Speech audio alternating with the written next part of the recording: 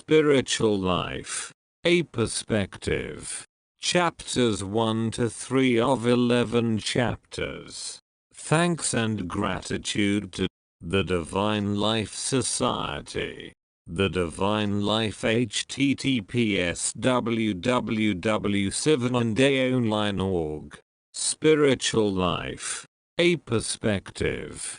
Most significant journeys in a human life begin at a certain point at which the person recognizes the need to undertake the journey, assesses his or her available resources and accounts for the possible difficulties as well as the potential rewards. The journey into the spiritual life can sometimes begin in mysterious ways. A profound thought may suddenly appear in the mind. One may read a great book. A stunning sight in nature may strike one dumb with awe. An insightful comment from a friend may touch a part in the person that had never been previously reached. Meeting with a great son or a word of wisdom from them may occur.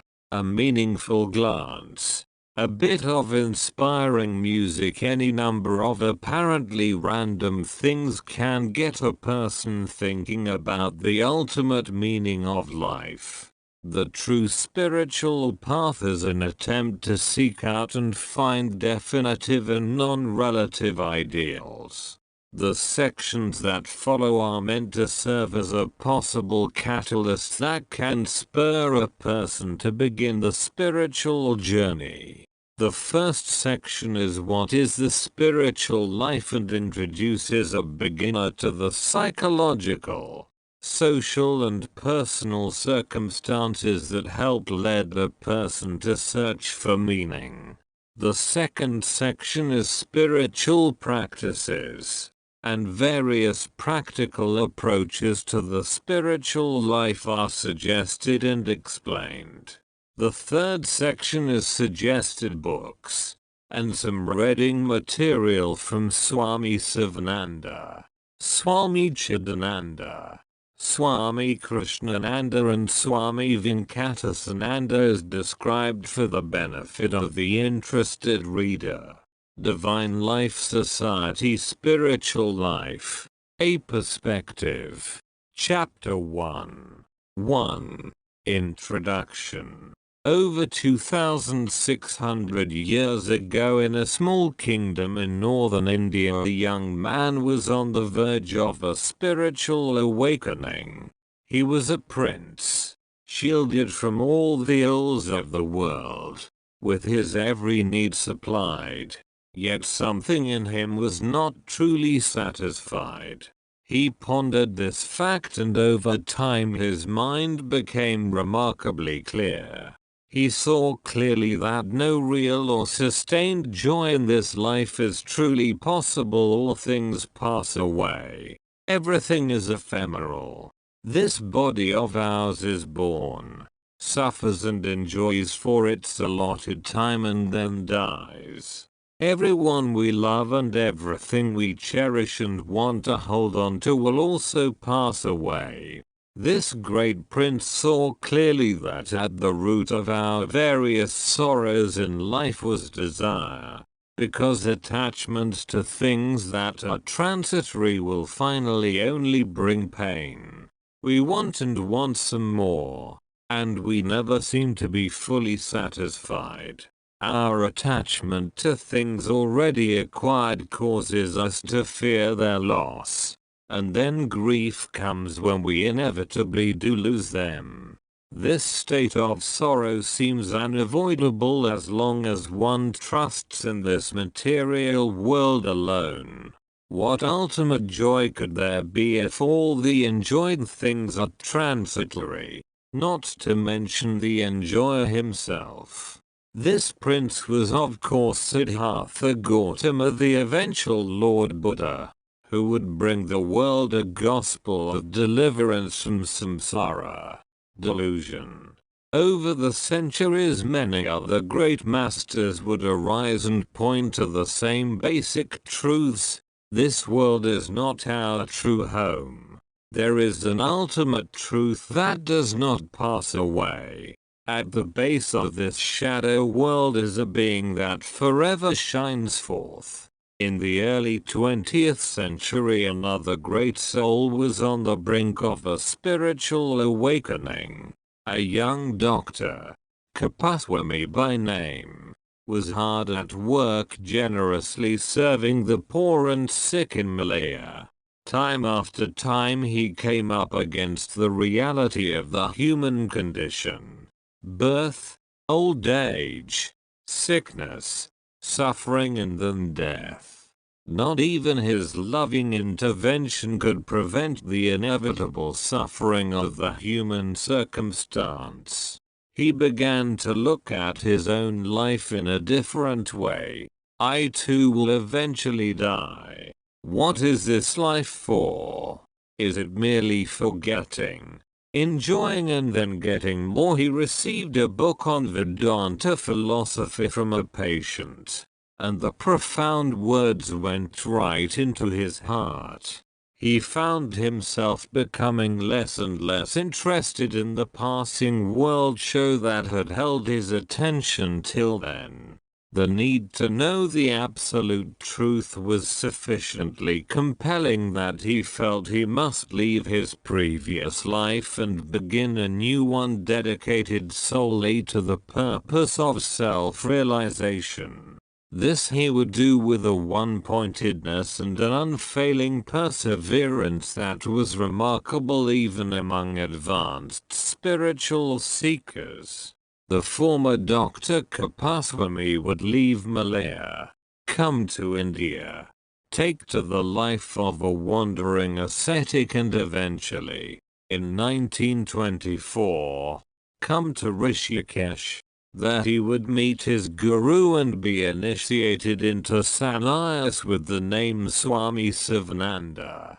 His spiritual quest would culminate in an illumination that would free him of identification with the physical form or mind. He became an enlightened sage whose life and teachings have been a beacon for thousands of seeking souls around the world. Now what? One may ask, does any of this have to do with us? We may look on the lives of these great people and conclude almost immediately that we are not made of such stuff as they. Their attainments seem to be so otherworldly and impossible for any normal person. It is however this casual avoidance that Swami Sivananda set out to defeat with every means at his disposal. What one can do, others can also do, he would say with such force that one had no choice but to accept the possibility. He did not leave anyone a place to hide, be up and doing. He would urge, you are in your essence, here and now, divine. Realize this truth and be free. For many, those words go right into their heart. For others, it seems like an impossible dream that has no relevance at all. One could say that this feeling of hopelessness and doubt, that are so very common in the world today, may be part of our modern condition. We feel somehow that nothing we can do ourselves will get us out of this mess. In the industrialized countries, many people have reached a level of comfort that leaves very few human needs unsatisfied. Yet for some people living amidst this cornucopia of sense satisfaction, there seems to be a nagging doubt. They seem to be suffering from the if only disease. The if only disease always leaves the patient lacking. No matter what medicine he may get, if only I can get a better job, a new house, a more loving partner, a better situation, some more money, these pleasures, then I will be happy. Sadly, either the desire is not fulfilled, or ever if it is. After the initial satisfaction, the longing returns. Then a new if only replaces the previous one, and the patient is back to the original state of unrequited longing. On and on this goes. A whole lifetime passes away, and still the fulfillment never comes. There is in so very many people an undercurrent of disappointment, even despair. There seems to be no way out. What is more, so many of us have a recurring feeling that we really don't know who we truly are. We ask ourselves, who am I? And none of the superficial responses fully answer the question. I am a name, a person with a history who has this family and nationality. I have this job, this wife, husband and children, these interests, this net worth, these possessions, and so on. But somehow we know that these could all be different, and do not touch on the essential self we suspect ourselves to be. This profound feeling of I am is not yet reached by the mere names and categories of our day-to-day experience. The longing to know oneself truly, at the greatest depth of one's being, has not been satisfied. Once a person comes to the point where they truly see their predicament and want to change it in some substantial way, then comes the possibility of real growth. This critical mass of disappointment with a superficial life, sincere desire for change and a will to execute that change is where the spiritual life begins. Living the spiritual life could be defined in a nutshell as aspiring to know and live what is ultimately true. It is not a matter of merely feeling better or finding a temporary safe haven from one's problems, or feeling secure in a group or belief. It is rather the sincere longing to lead an authentic life that corresponds to the true nature of things. Once a person has the level of insight that allows him or her to want to leave behind the untrue and discover what is true, well, then maybe half the battle is already won. For that very fortunate person, we would like to offer some possible suggestions for spiritual practice based on the teachings of Swami Sivananda. 1.1 Spiritual Practices. For those of you with sufficient time and interest, we would suggest that you click on the teachings and sadhana links on the top of this page and go through the contents. You could also go through the links to the teachings of Swami Sivananda, Swami Chidananda, and Swami Krishnananda and see all the tremendous teachings they had in regard to spiritual practice. For those who lack the time to go through all we've provided, the following is a short encapsulation of the sort of information you will find in those pages. The foremost spiritual practice may be almost the simplest: just be interested. Be interested in your own life. That is, what proceeds past you in your outer life and also the phenomena of your inner life. Be interested in your experience, but also your response to your experience. Be interested in discovering the truth about the nature of your own being. Be interested in knowing who you are in all circumstances, and especially who you are when you are under pressure. When, for example, you experience overwhelming desire or feel intense emotion, how do you respond then?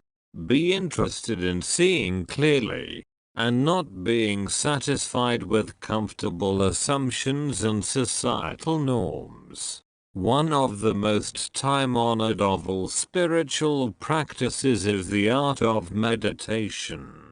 The basic mechanics of meditation: sitting in a comfortable but attentive position with the back straight, regulating and deepening the breath, and the restraining of the mind against the rush of the thoughts and fixing it on one point are well known and are discussed elsewhere. The key idea here is that the mind is so often restless and consumed by fear and desire, and meditation is the science of stilling the mind so that the demands of the restless mind get quieter. Once one has begun to experience the profundity that deep meditation brings, one can then begin to see more into what lies beyond the endless workings of the mind. At the beginning, meditation may prove to be difficult and discouraging, because the mind will not settle down. One must simply persevere, even if the benefits may not be evident at the outset.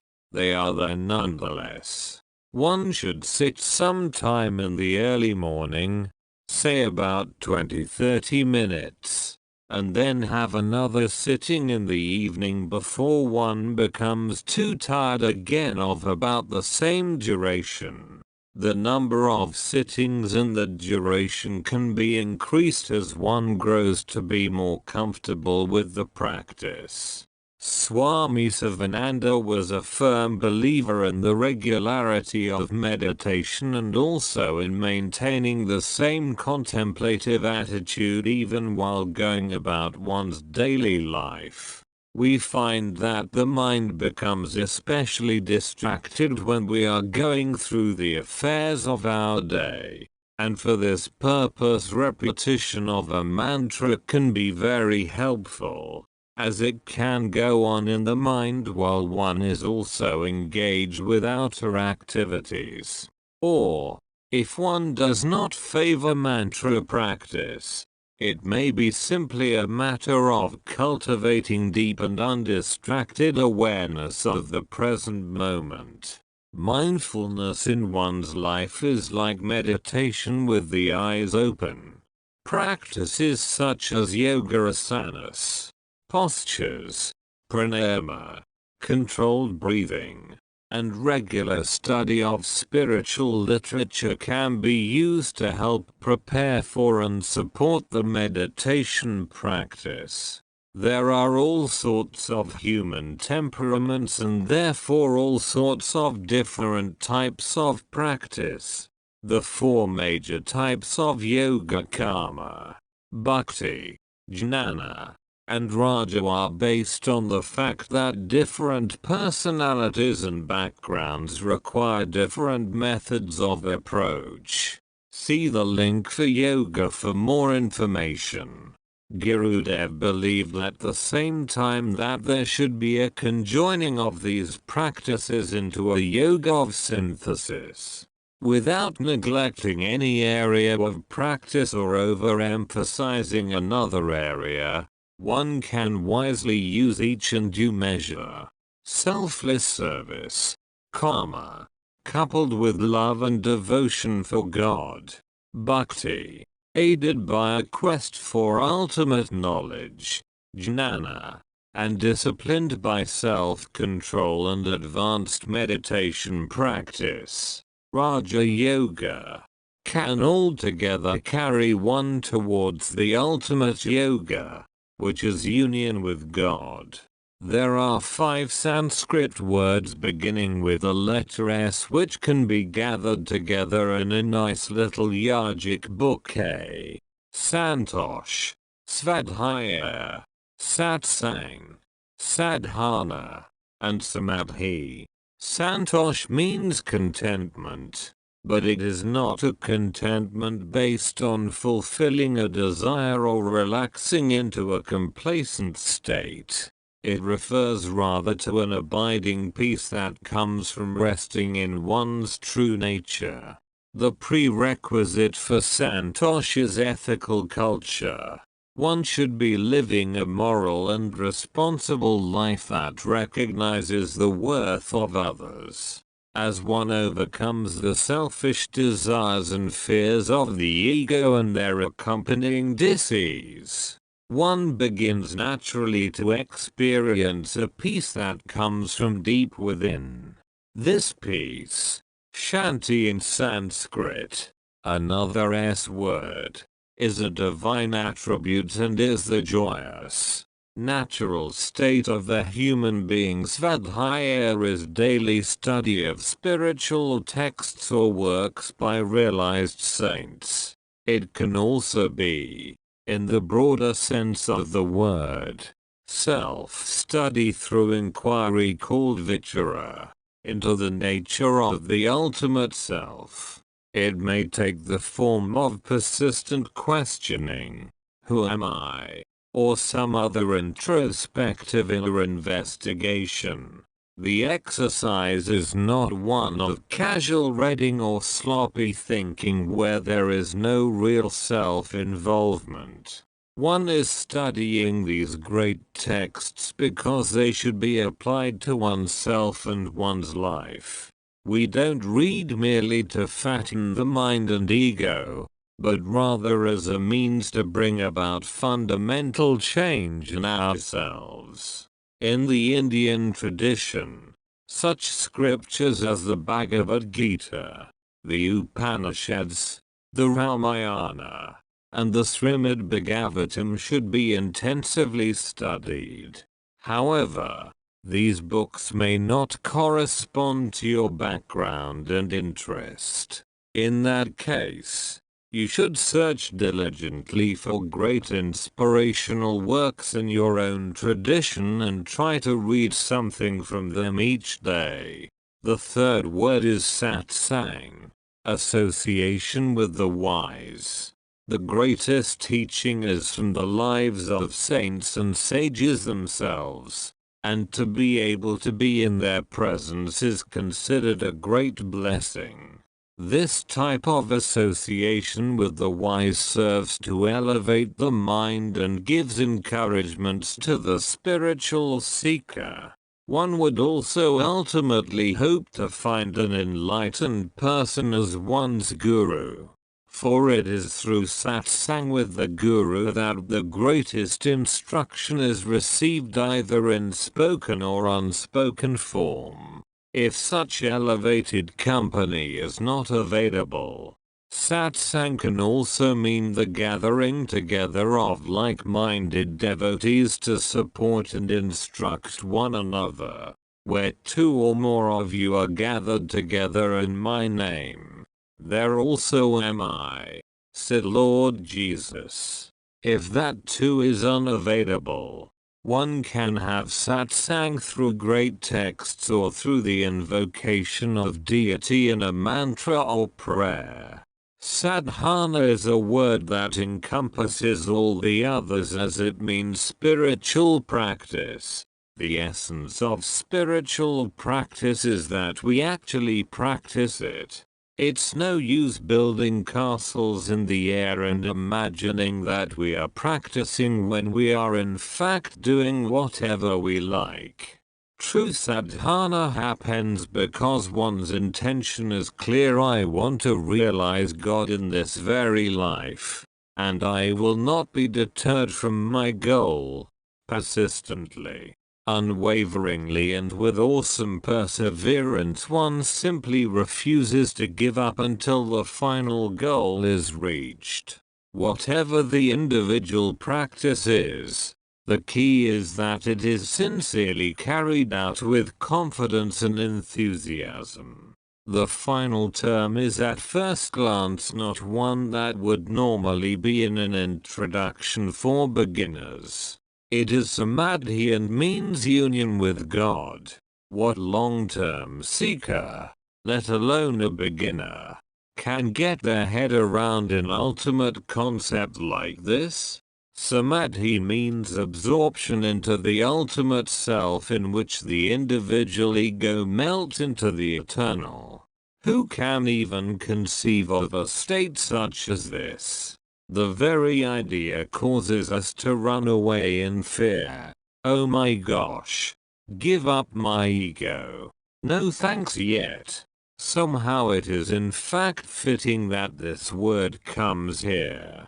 We must understand from the outset that our definitive goal is not merely to feel better, or not be so unhappy, or just be a better version of our old selves. No. The goal of sadhana is to return to that place which we really have never left. Gurudev said that man is essentially a divine being and his innermost essence is the self. We are then, even in the beginning, on a voyage of self-discovery that finally brings us back to our own true self. 1.2 Living the Divine Life by Swami Chidananda.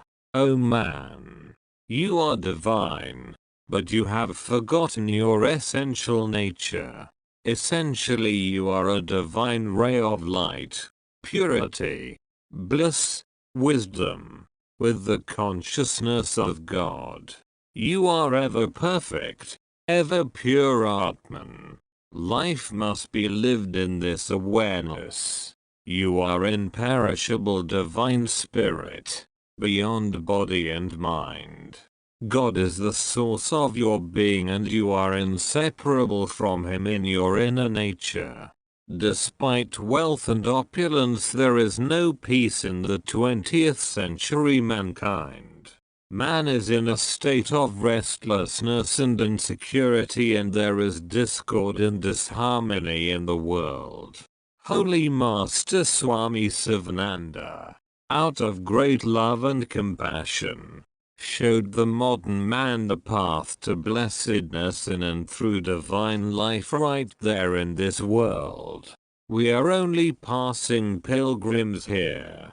Due to the force of karma, we have temporarily come into this state of physical embodiment as a rare, golden opportunity to once again regain our lost connection with that universal being which is our source.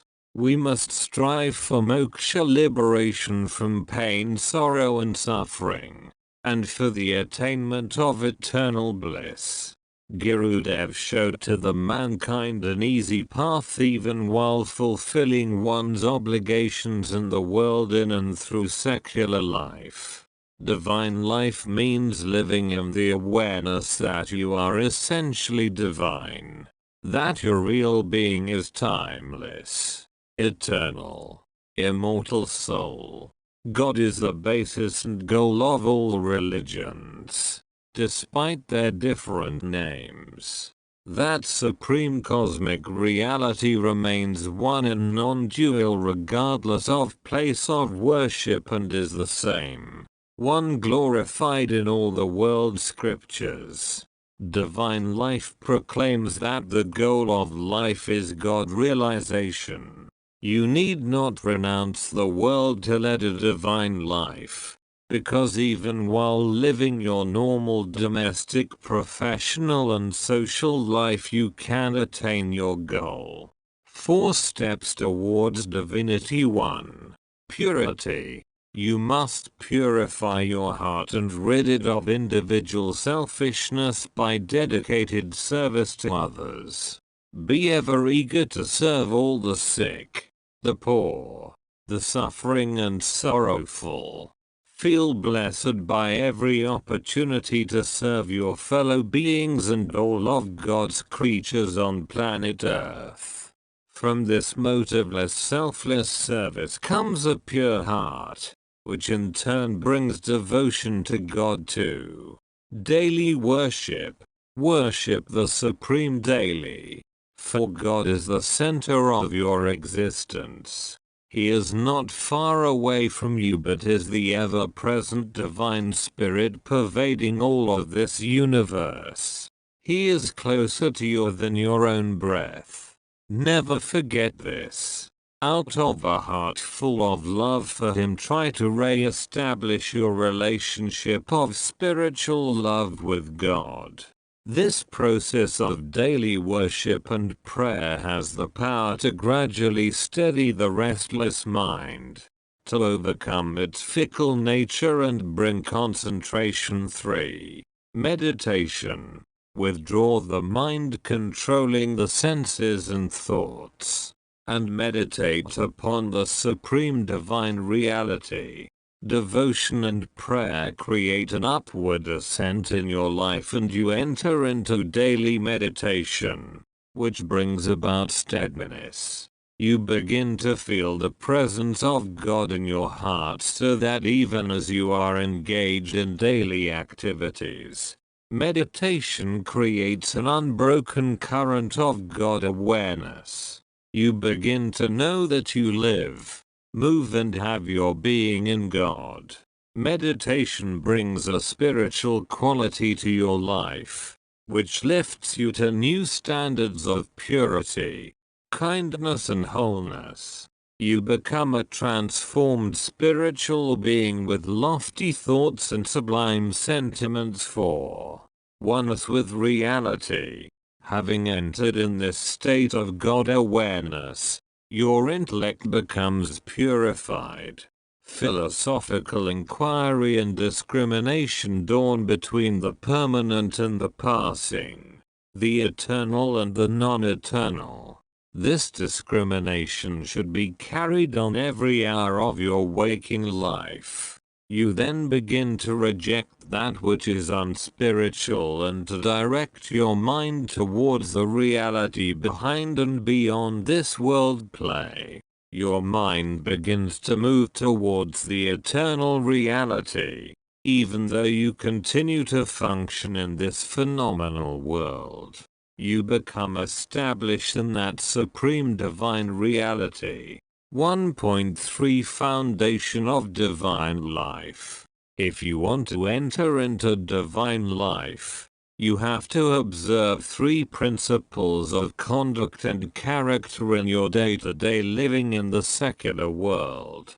They are indispensable requirements which form the foundation and basis of a divine life of service, worship, meditation and God realization. They are 1. Ahimsa. Kindness and compassion towards all in thought, word and deed is ahimsa or non-injury. Be a cosmic benefactor having ceaseless love for all, even to the least of God's creatures. Be a center of peace and happiness to all. 2. Truthfulness. Be rooted in absolute truthfulness, even at the cost of your life, with absolute honesty and integrity. For truth is God. One who is established in truth can attain God. 3. Purity. Purify conduct and character through self-restraint. Chastity. Purity of feelings for all people and overall control of the base aspects of your being. Ever keep your mind on the supreme goal. Have absolute faith in your connection with God. See His invisible presence in and through all the things in and around you. For He is present in all the creation. Ceaselessly inquire, who am I? Whence I have come into this universe? What is the nature of all these sense objects? Affirm, I am not this body, the mind or the limited, finite intellect. I am the unborn, deathless, eternal Atman. Satchidananda in the Bhagavad Gita. Krishna gives Arjuna a vision of truth that God is present and immanent in all the universe, filling every atom of matter in this world. In this awareness, go through all your activities as worship, offering them at His feet. Then to act becomes to adore. Come, Rise to this divine experience. Even now you are Satchidananda, existence, consciousness and bliss. That is your true being. Living in this awareness is divine life. God bless you all. 1.4 What is Divine Life by Swami Sivananda. To shed the animal in man and to sublimate the human in him into the divine. To express this sublimation in his daily, hourly, life and thought, word and deed. That is truly divine life. To speak the truth at all costs. To speak sweetly with love. To practice non-violence, celibacy. To behold the Lord in all forms is divine life. To be ever in communion with the Lord by annihilating mindness and egoism through faith, devotion and self-surrender is divine life. If you want to be a devotee of the Lord, you must also realize the evils of undivine life. This will surely save you. Repetition of the Lord's names will purify the mind. But along with these you must also practice vichara. When the mind entertains unholy thoughts, remember the consequences, viz. Pain, disease and death. Also think of the advantages of leading a pure life. Remember the lives of saints and draw inspiration from them. Pray to God for more and more strength. Read Ramayana, Bhagavata and the Gita.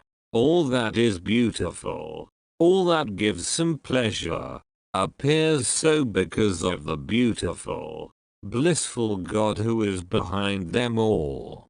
Real beauty, real joy can be had only in God who eternally lives in your own heart. Every attempt to cultivate divine virtues, selflessness, straightforwardness, courage, serenity, generosity, mercy and self-restraint is in reality is divine life or life in God.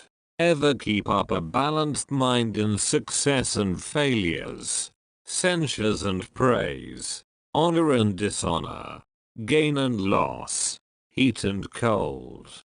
Give up identification with the body, wife, children and all kinds of property. Identify yourself with the all-pervading immortal blissful Atman and rest peacefully in Brahman. Of all creations of the Lord, man alone can comprehend and love God and attain to liberation. Really, man's knowledge should embrace the whole universe. There is nothing in the universe that man cannot know. It is the love of knowledge for its own sake. Not because it brings us food, not because it enables us to practice a profession, but love of truth for its own sake. That is the destiny and glory of man. Man's life must not be confined to the limits of his family, but should take in the entire village or town, nay, the whole state, the whole country, the whole earth and the whole universe. His love must embrace the entire universe. Therefore, when he loves knowledge for its one sake and his love is universal and boundless, then the mighty protector God is pleased because man attains the summit of his glory. The true goal of life is to get back to the source from which we came. Just as the river flow restlessly till they join the ocean, the ultimate source from which they got their supply of water. Just as fire leaps and burns furiously till it merges in its own origin, so too, we should be restless here till we obtain His grace and become one with Him. All is God. God is all. This world is your best teacher or guru. There is a lesson in each and every experience. Learn it and try to become wise. Every failure is a stepping stone of your faith in God. Every disease is a karmic purgation.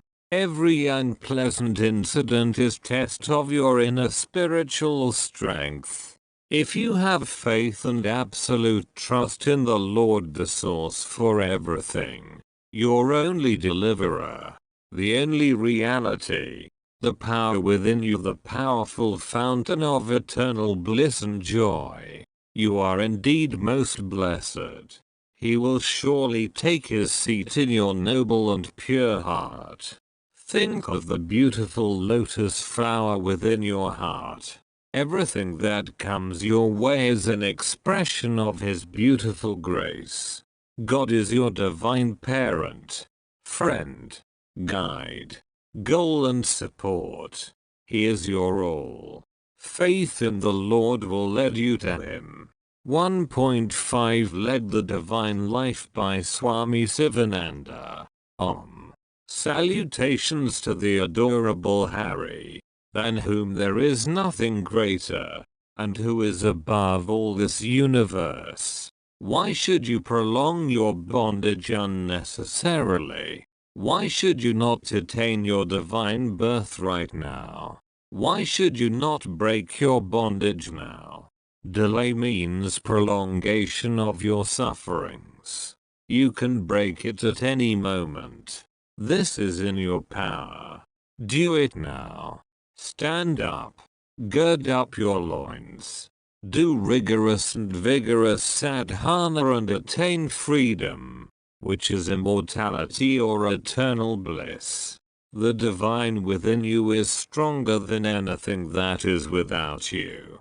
Therefore, be not afraid of anything. Rely on your own inner self, the divinity within you. Tap the source through looking within. Improve yourself. Build your character. Purify the heart. Develop the divine virtues. Eradicate evil traits. Conquer all that is base in you. Endeavor to attain all that is worthy and noble. Make the lower nature the servant of the higher through discipline, tapas, self-restraint and meditation. This is beginning of your freedom. Become a good man first, then control the senses, then subdue the lower mind by the higher mind. Then the divine light will descend. Only then the vessel will be able to receive and hold the divine light. So long as your senses are not subdued or weakened, you will have to practice tapas or self-restraint, dharma or pratyahara. You may conquer millions of persons in a battle, but you will become the greatest conqueror only if you can conquer your own lower self or mind. Build your spiritual life on a sure foundation on the rock of divine grace and strength of character. Take refuge in the Lord and his eternal law. There is no power in heaven or on earth that can bar your path now. Success in self-realization is certain. Failure exists not for you. There is light on your path. All is brilliant. Purify the heart first and then climb the ladder of yoga steadily with courage and undaunted spirit. Climb onwards swiftly. Attain Ratambhira Prajna and reach the summit of the ladder, the temple of wisdom, where the cloud of virtue or nectar drizzles from Dharmamagga Samadhi. Sufferings purify the soul. They burn up the gross material sins and impurities. The divinity becomes more and more manifest. Sufferings give inner spiritual strength and develop the will force, the power of endurance. Hence, sufferings are blessings in disguise. Spiritual life is toilsome and laborious. It demands constant vigilance and strong perseverance before substantial progress is made. Meditation and worship are the means of evolving your potentialities and seeking a higher level of consciousness or existence. Practice meditation persistently and calmly without haste. You will soon attain samadhi. Only when you have purified your heart, silenced the mind, stilled the thoughts and surging emotions, withdrawn the outgoing senses, thinned out the Vasanas, you can behold the glorious Atman during deep meditation. Even a ray of your light during meditation will lighten your path. It will give you a great deal of encouragement and inner strength. It will goad you to do more sadhana. You will experience this ray of light when the meditation becomes more deep and when you rise above body consciousness. You have yourself build the walls of your prison house through ignorance. You can demolish the walls through discrimination and inquiry of who am I? When an electric lamp is covered by many wrappings of cloth, there will be no bright light. When the cloth is removed one by one, the light grows brighter and brighter. Even so, with the self-resplendent Atman which is covered by the 5 sheaths, by meditation on the pure self and practice of the Niti doctrine, the self-luminous Atman reveals itself to the meditator. There are 4 means by which perfect tranquility or emancipation can be attained. These form the highest happiness. They are satsanga or association with the wise, dispassion, inquiry of who am I and meditation. These are called heaven. These are religion. These form the highest happiness. Without renunciation you can never be happy. Without renunciation you can never be successful in gaining the highest good. That is moksha. Without renunciation you can never be at your ease. Therefore renounce everything. Make happiness your own. Hold renunciation as the foremost of things. Life is unfolding of the latent capacities of the soul. Let the divine life generate sublime divine thoughts in your mind through meditation, japa, kirtan and study of sacred scriptures. Worship is the unfolding of the bud of the flower of the soul. Worship bestows life eternal. Bask the body in the physical sunlight. Bask the soul in the sunlight of the eternal. You will have good health and everlasting life. Bathe in the river of life everlasting. Plunge into it. Take a dip in it. Float in it. Rejoice. 1.6 Be divine by Swami Chidananda. The highest that a man can achieve comes to him who allies all his faculties of body and mind with virtue, devotion, humility, the spirit of service and absolute surrender. We can reach the transcendental only after being established in sattva. Upanishads give the glory of the Atmic nature and touch upon sadhana. Gita touches upon the glorious nature of the self and gives in detail. The sadhana, the true identity of human being, is the God nature. 4. The individual soul is part and parcel of the universal soul.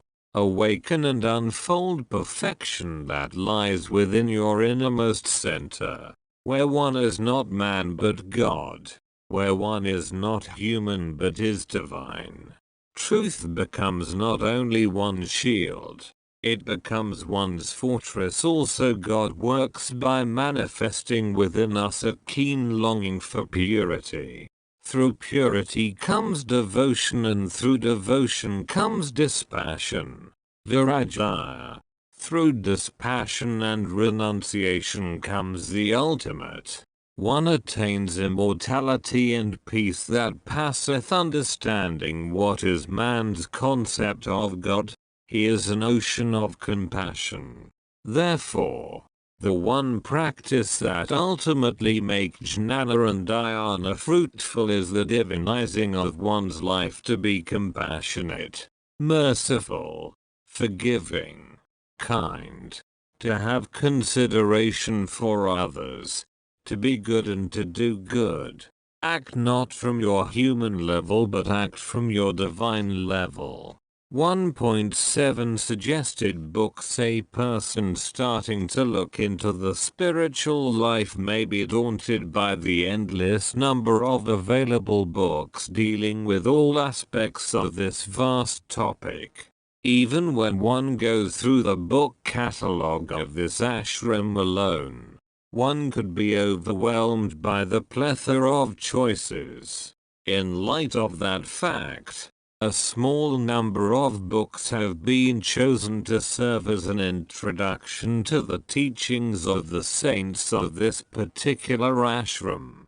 Swami Sivananda wrote over 300 books. That number alone would leave even the most avid reader gasping for breath. We have therefore looked through the books of his that are now in print and available from the Sivananda Publication League, and chosen 6 books that would serve as an inspiring introduction to his teachings. Sure Ways for Success in Life and God Realization. A practical and very helpful first book that gives an overview of Swami Sivananda's teachings. It includes sections on cultivation of the will and memory, eradication of negative qualities, character building, Raja Yoga, cultivation of virtues, and other very practical advice. Bhagavad Gita, with commentary by Swami Sivananda. The Gita is possibly the most elevating and inspiring of any of the Indian scriptures. The book can be read over and over again.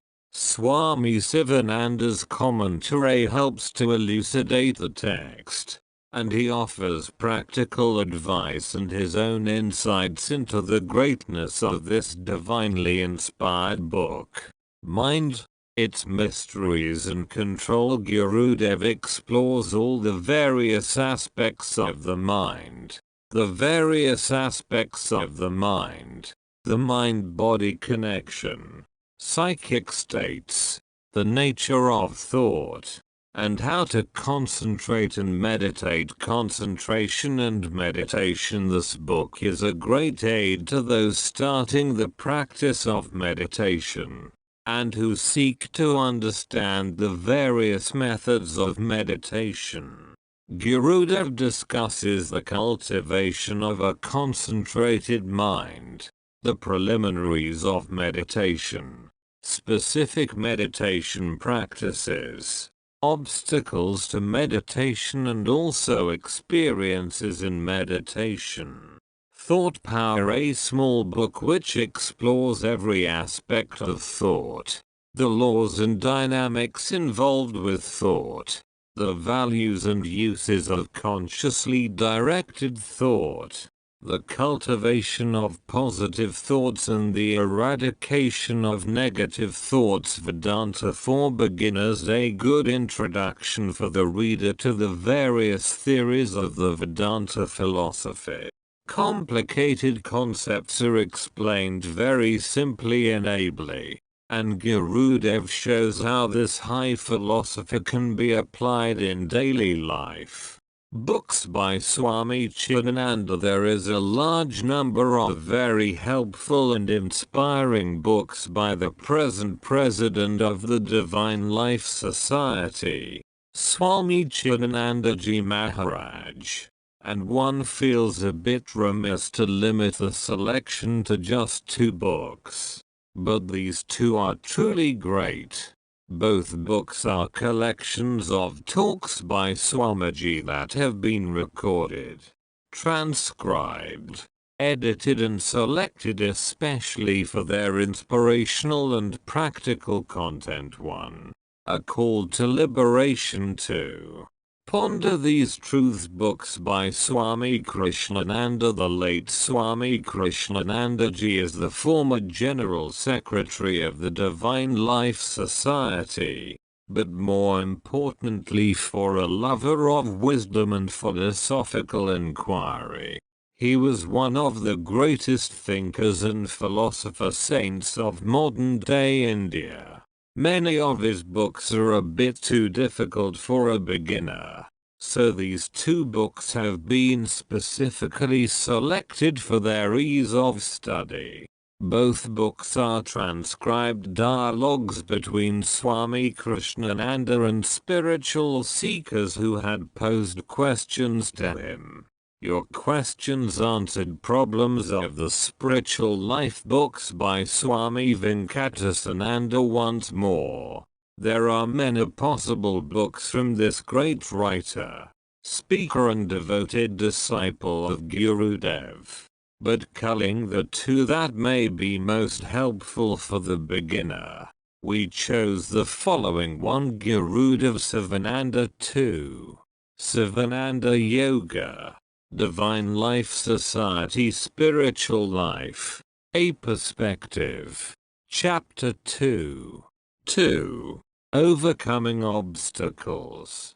May He remove all obstacles in the spiritual path. O all-merciful Lord, through Thy grace, may I realize the truth. May I always entertain sublime thoughts. May I realize myself as the light divine. May I serve humanity without mabhav. May I be free from greed, lust, egoism, jealousy and hatred. May I behold the one sweet immortal self in all beings. May I realize Brahman with pure understanding. May that light of lights ever guide me. May He cleanse my mind of all impurities. May He inspire me. May He bestow on me power, courage, and strength. May He remove the veil in the mind. May He remove all obstacles in the spiritual path. May He make my life happy and fruitful. I bow to Thee, O God of gods, O Brahmin of the Upanishads, support for Maya and Aisvara, the bridge to immortality. Never complain against bad environments. Create your own mental world wherever you remain and wherever you go. There are some difficulties and disadvantages wherever you go. If the mind deludes you, at every moment and at every step, try to overcome the obstacles and difficulties by suitable means. Do not try to run away from bad, unfavorable environments. God has placed you there to make you grow quickly. 2.1 Vasanas by Swami Sivananda. The sum and bottom of existence is the attainment of the knowledge of the self or the realization of the one homogeneous self. The knowledge of the self can only dawn when there is extinction of all vasanas. This self-realization cannot be obtained without the complete giving up of all vasanas. Extinction of all vasanas alone is moksha. The subtle state of desire is called vasana. Desire is gross in its nature. A hidden vasana is termed kanksha. Some philosophers define vasana as a tendency or inclination. Others say, the blind clinging to sensual objects. through intense longing or craving, without deliberation or thinking, is known as Vasana. Vasanas are of two kinds, viz., the pure, Sabha Vasanas, and the impure, Asubha Vasanas. The pure Vasanas liberate one from rebirths. Impure Vasanas generate rebirths. Impure Vasanas cause the mind to fluctuate, and produce agitation in the mind and affinity for objects. If you are led by the pure Vasanas, you will soon attain the immortal seat of ineffable splendor.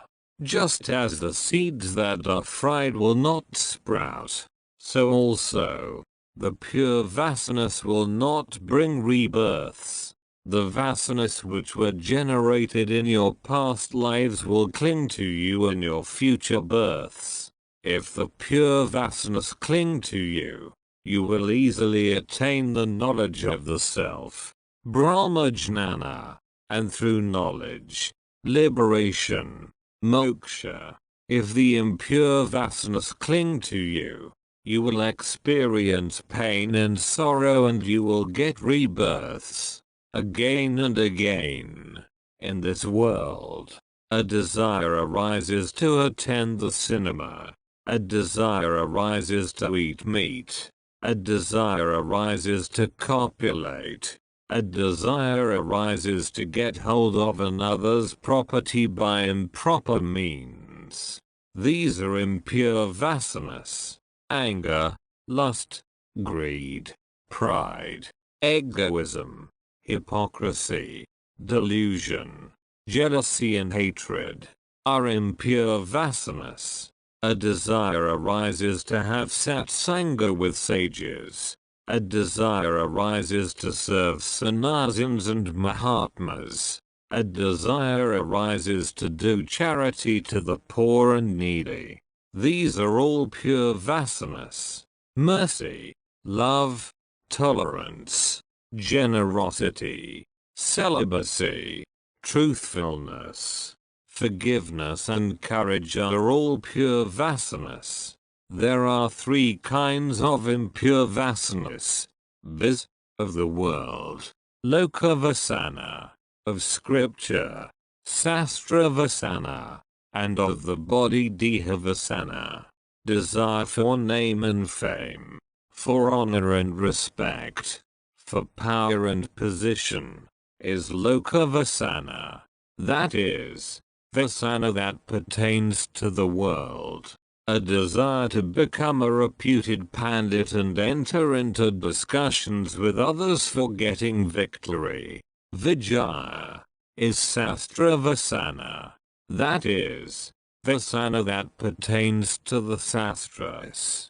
A desire to have a beautiful complexion, a healthy strong body, a handsome face, a desire to live for a long time by taking kaya kalpa, a desire to make the body bulky by eating butter and other things, are all Deha Vasanas. That is, Vasanas that pertain to the body. These are all impure Vasanas that bind the man to the samsara and bring him, again and again, to the earth plane. If you are a slave to a powerful Vasana, and if you are a victim to a very strong Vasana, you become that. This is an immutable law of nature. There are two seeds for the tree, mind. One is Vasana, and the other is fluctuation of prana. The seed produces a big tree, and the tree again produces seeds. So also, the vibration of prana arises through Vasana, and the Vasana operates through the movement of prana. If either of them perishes, both will perish soon. Egoism is the firstborn Ajuric son born of avidya or ajnana, ignorance. Egoism has two Ajuric daughters, Raga and Vasana. So there is intimate connection between Vasana and Raga. Where there is Vasana, there is Raga. Vasana and Raga coexist. Raga is an old associate of the Vasana. Raga is attachment. Mamata, the idea of mindness, is due to Raga. If you want to kill Raga and Vasana, you must annihilate egoism. If you want to kill egoism, you must destroy avidya.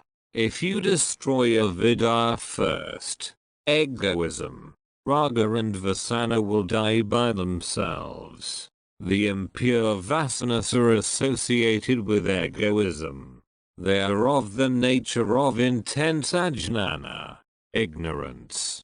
He who is a slave to Vasanas is an ignorant man. He is very weak. He can regain his lost divinity and develop an irresistible and pure will by annihilating the Vasanas. He who has burnt up ajnana, and with it, the impure Vasanas also, will never experience any pain or misery. He will enjoy the bliss of the eternal always. Vasanas are very subtle. Just as the sprout or flower exists in the seed, so also, the Vasanas lie dormant or latent in the heart. They agitate the bed of samskaras. Through agitation of samskaras or subtle impressions, memory of pleasure comes. Through memory of pleasure, desire arises. When desire arises, the senses begin to function in conjunction with their led earth mind. Man exerts to get possession of the desired objects and enjoys them.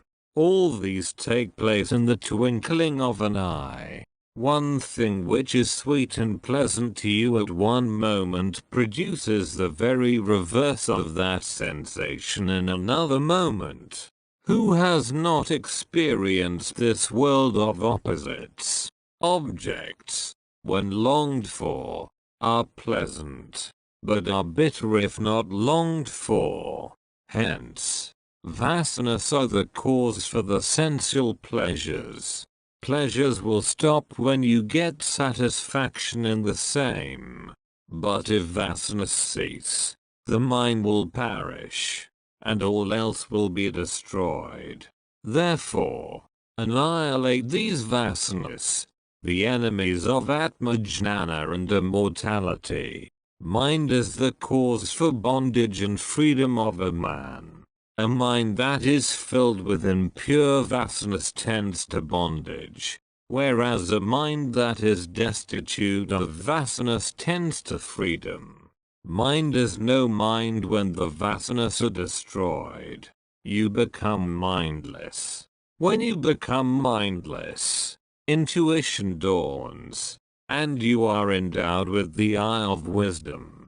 You will enjoy indescribable peace. Mind is Vasanamaya, full of Vasanas. This world is Vasanamaya Jagat. Mind clings to sensual objects through Vasanas and constantly thinks of the objects. If the Vasanas perish, the mind ceases thinking of objects, and we attain the state of thoughtlessness. Mind is like a cloth. If you color a cloth with yellow color, it appears as yellow. If you apply red color to it, it appears red. Whatever color you give to it, it bears that color. Even so, the mind takes on whatever color that is imparted to it by the Vasanas. Sattvic Vasanas give to the mind white color. Rajasic Vasanas impart a red color to it. Tamasic Vasanas give a dark color to the mind. As is the Vasana, so is the mind. As long as the mind is not annihilated through Atmavichara, meditation on the self, so long the Vasanas will not leave you. They will attack you again and again. They will wage a guerrilla war with you. Sometimes they will come through the front door, sense avenues. Sometimes through the back door, samskaras. And sometimes through the windows, eyes. You will have to be vigilant to detect their presence and the way through which they enter. If your mind is perfectly free from impure vasanas, you will keep a balanced mind despite many obstacles or adverse circumstances. Mind becomes calm and serene when the vasanas are eradicated. Vasanas perish through dispassion, discrimination, control of senses, inquiry of who am I and meditation. The impure vasanas persist and resist. They will lurk in the corners of the mind in a mysterious manner. They will play tricks with you. They will change their forms like a chameleon. They will get suppressed for some time under pressure of yogic practices. If you are not regular in your meditation, if your virajya wanes, they will again attack you with redoubled forces. Reaction will set in. You must have a sharp intellect to detect their presence. These worldly impure vasanas have arisen through enjoyment in menithous and soft lives. So they are very potent. They can only perish through constant and protracted spiritual practices, such as japa, kirtana, meditation, atmic inquiry, discrimination, sama, dharma, pratyahara and pranayama. There is conflict between pure and impure vasanas in a neophyte and the beginning of his spiritual practices. The nature of thoughts depends upon the nature of the vasanas. If evil thoughts arise in your mind, there are impure vasanas in your mind. If the pure vasanas are more powerful, they become victorious, and vice versa. Therefore, you will have to direct all your efforts in the beginning in increasing the pure vasanas to a maximum degree. He who has annihilated the vasanas, vasanakshaya, will be able to concentrate and meditate. Annihilation of vasanas produces annihilation of mind. Mind is nothing but a bundle of vasanas. Many aspirants complain, "We are practicing meditation for the last 15 years, and yet, we have no good concentration or meditation." The reason is quite obvious. They have not annihilated the vasanas. The vasanas are still powerful in them. They should direct all their efforts in the annihilation of vasanas, enemies of peace and meditation. If you are established in the Nitya Drishti and if you have very strong conviction that this world is unreal, vasanas will gradually perish. A worldly minded man is a slave to impure vasanas. In a sadhaka, impure vasanas will arise occasionally, but he controls them at once through the force of his spiritual practices and strong willpower. In a jivamukta, the vasanas are in a burnt state. In a householder, they are in an expanded state. In a sadhaka, they are in an attenuated or thin state, and so they cannot do any havoc. Suppression of vasanas will not help you in any way. Vasanas must be eradicated in toto just as the poisonous fangs of the cobra are rooted out. Then only you can attain the imperishable seat of Brahman. You will have to transmute the impure vasanas into pure ones. Through constant efforts, You will have to change the current of impure vasanas and allow them to run in the channel or river of pure vasanas. There is no harm if you have an abundance of pure vasanas. Pure vasana also is a fetter. It is a golden fetter. Yet, it is a fetter. Just as you remove a thorn with the help of another thorn and throw both of them when the thorn is removed, so also, you will have to destroy the impure vasanas through the help of pure vasanas and then abandon these pure ones also. The desire for liberation, or moksha vasana, also must die eventually. Then only you will become that. To attain the knowledge of the self, you must practice, at the same time, vasanakshaya, annihilation of vasanas, mananasa, annihilation of mind, and tattvajnana. The practice of one item alone will not bring the desired fruit. That is, moksha. He who has a heart devoid of all vasanas is the most happy man in this world. He is a jivanmukta. All devas adore him. Men of this world revere him. Prahlada, after attaining knowledge of the self and becoming merged in Brahman through samadhi, came back to physical consciousness at the touch of Lord Hari. Through a residue of pure vasanas. In the jivanmuktas, these pure vasanas exist like burnt seeds. They cannot produce rebirths. Just as vasanas exist in a seed state in deep sleep, so also, these pure vasanas that are associated with sattvic jnana, full of pure meditation on the self, exist in jivanmuktas. So long as body exists, the residue of the pure vasanas will be latent in the heart of the jivanmuktas. They will melt away gradually. The jivanmuktas behold the objects of this world through the pure vasanas. Through pure inquiry and discrimination, you should separate yourself from the objects. In the absence of objects, the I does not exist, and these objects do not exist in the absence of I. Have the strong certitude of conviction and deliberation that I does not belong to the objects, and objects do not belong to the I. Identify yourself with the infinite I Satchidananda Brahman and abandon the burden of the physical body. Become a Videha Mukta or Videha, bodiless, like Raja Janaka. All vasanas will perish now. The Karana Sarara, seed body, is ajnana.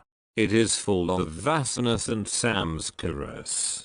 There is no vasana in Brahman or the self.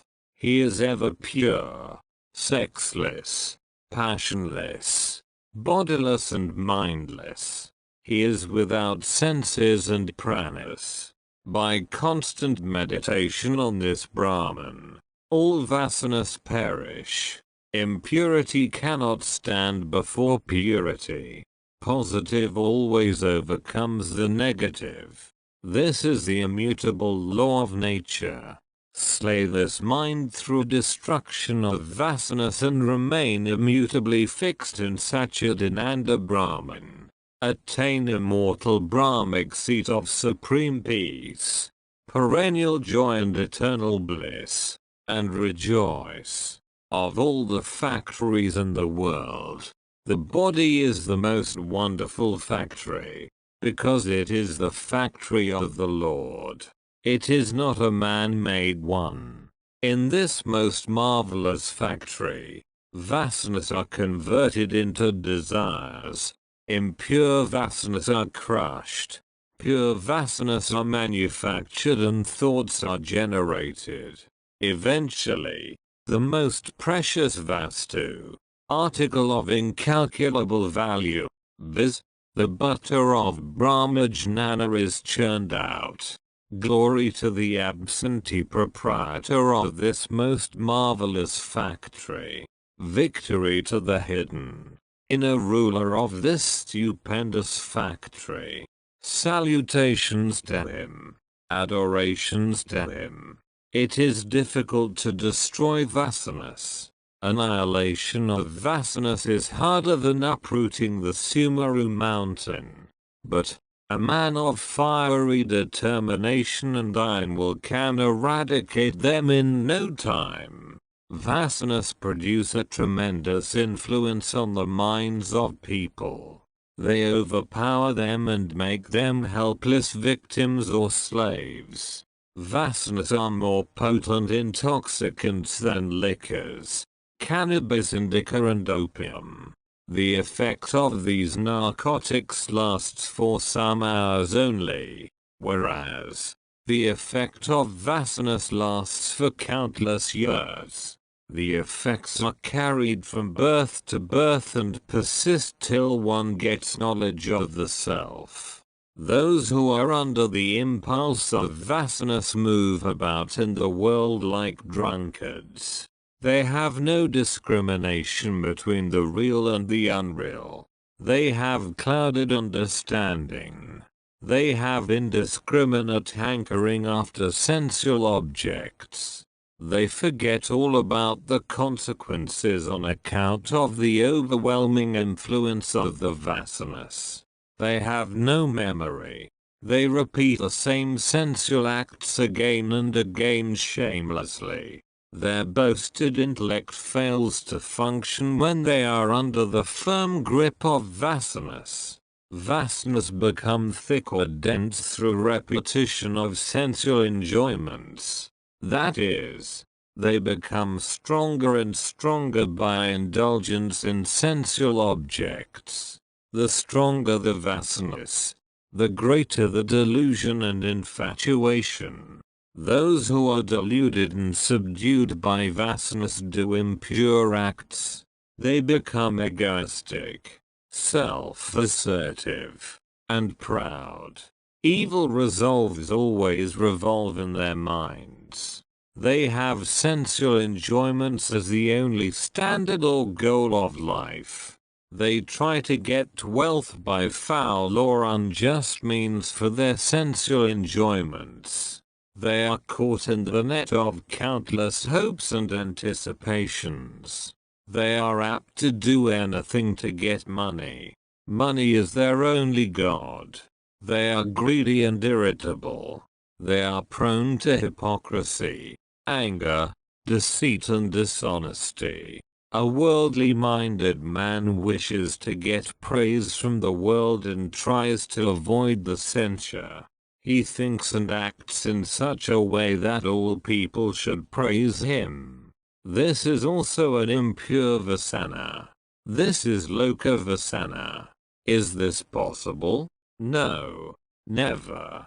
Nobody can please the world. Have you not heard the story of an old man, his son and the donkey?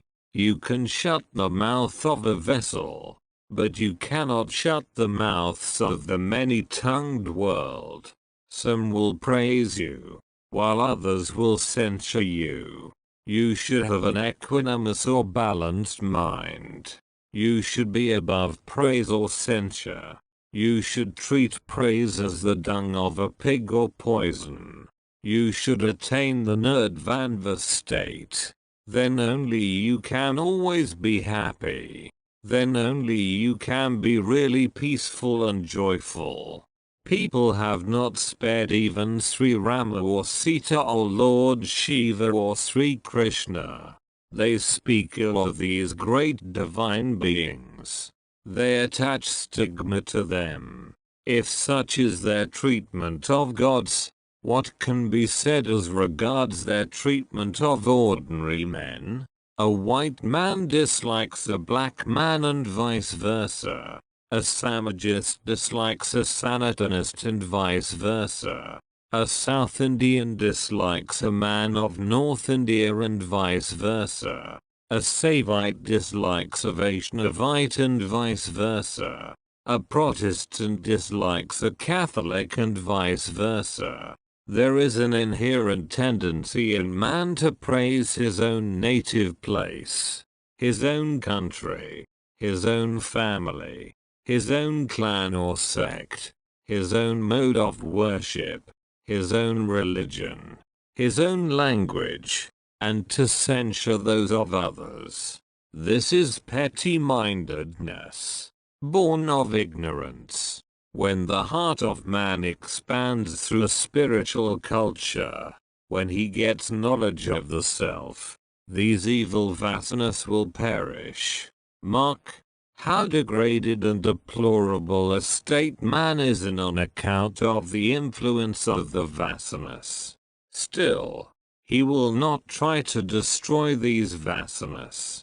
He clings to them like a leech, and thinks he is always in the right path on account of delusion created by the vasanas. Though he is in the body of a human being, he does the actions of a horizontal being. Too much study of religious books is also an impure vasana. This is Sastra Vasana. Certainly, Atman or God can hardly be found in books. Some people have got passion for study of religious books.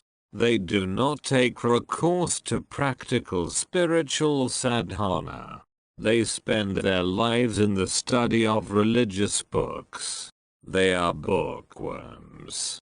The sastras are endless. Life is short. There are many obstacles. Therefore, take out the essence and assimilate it. That essence is Atman.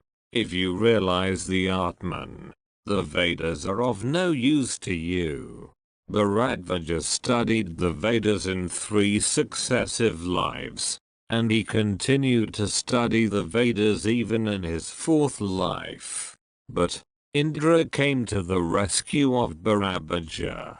He taught Brahma Vidya to Bharadvaja and initiated him into the mysteries of Kaivalya. Bharadvaja gave up the study of books, practiced vigorous meditation and attained direct knowledge of the self. Sexual vasanas are more powerful than all other vasanas.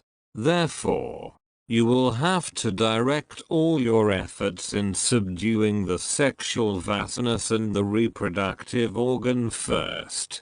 Too much study of various subjects is also a kind of impure vasana.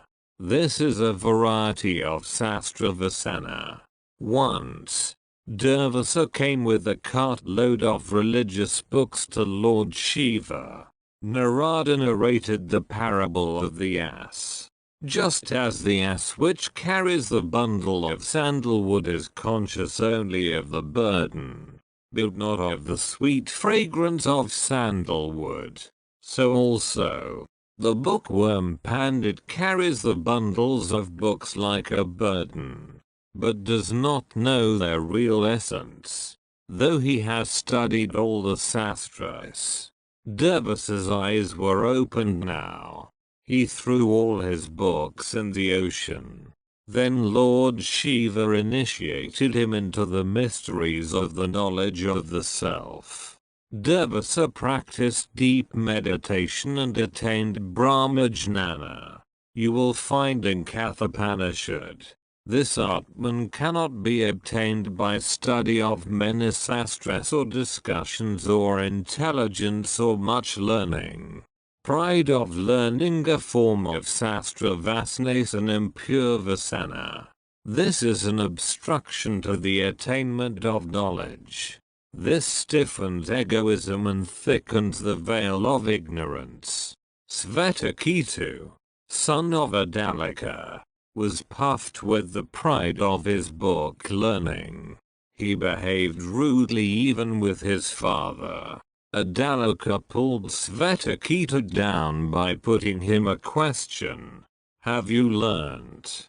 O Svetaketu, that science of science is by knowing which you will know everything?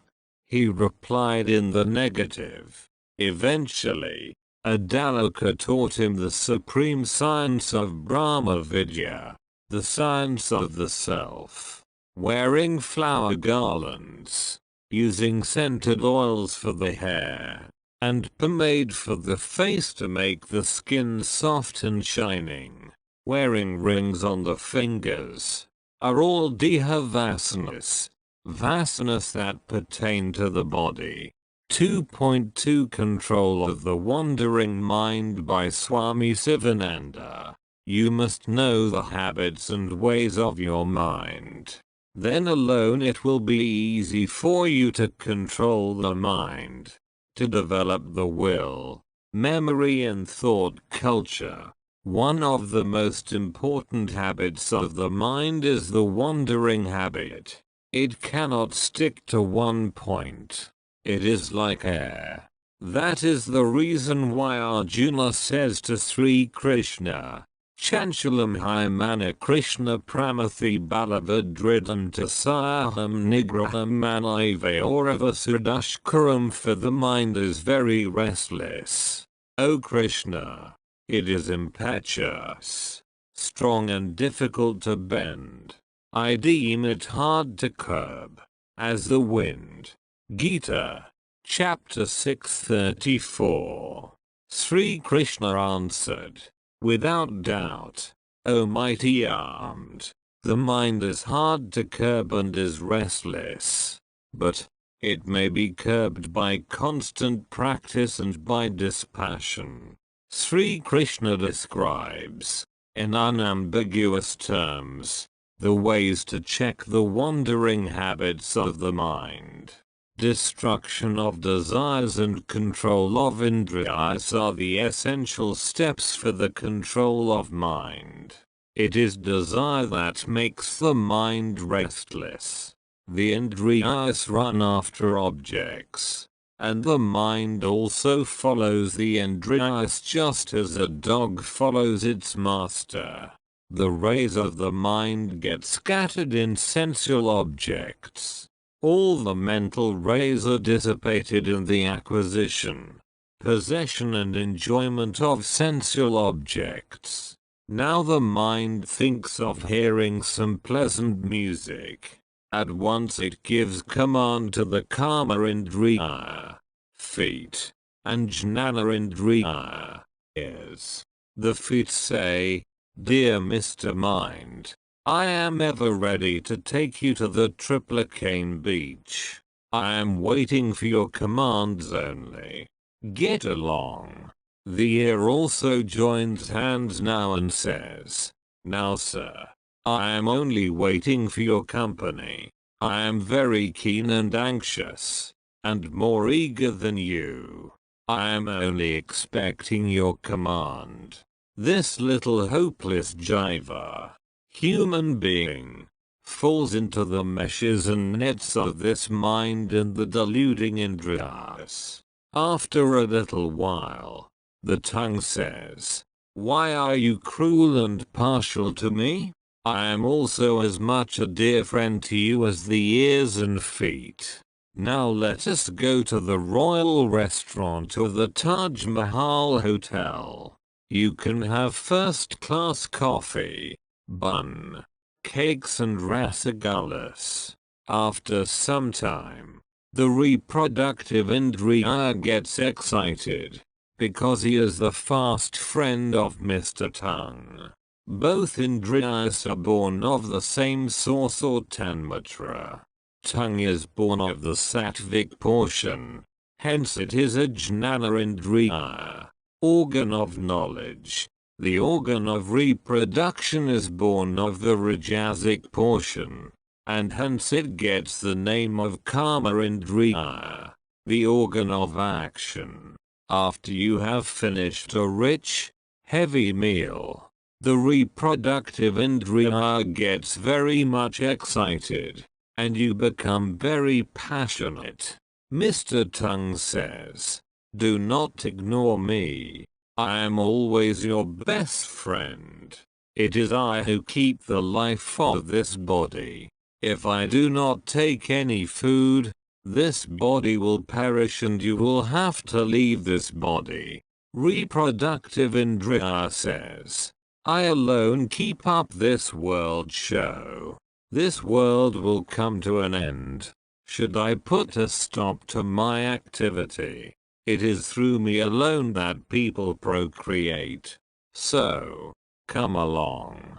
Join me and satisfy me as you did the ears and the tongue. In this way, man runs after the 5 kinds of sensual pleasures and has no rest even for a second. The mind runs in these grooves in company with the 5 jnana indriyas and this little jiva. Therefore, if you want to check this wandering mind, you will have to renounce all sorts of desires and control the indriyas first. Then alone you will be successful in the practice of concentration, meditation, will culture, memory culture and thought culture. I have come across several educated people during the course of my lecture tour in the Uttar Pradesh, the Punjab, Kashmir and Andhra Pradesh. They asked me, Dear Swamiji, how to concentrate and meditate? We have been meditating for the last 12 years, yet we have not found any improvement. The obvious reason is that they are not doing meditation in the right scientific manner. They have not purified themselves. They have not renounced the desires of this world. They have not disciplined their minds. Without having these preliminary training and discipline, they are trying to achieve the impossible, viz., concentration. How can this be possible?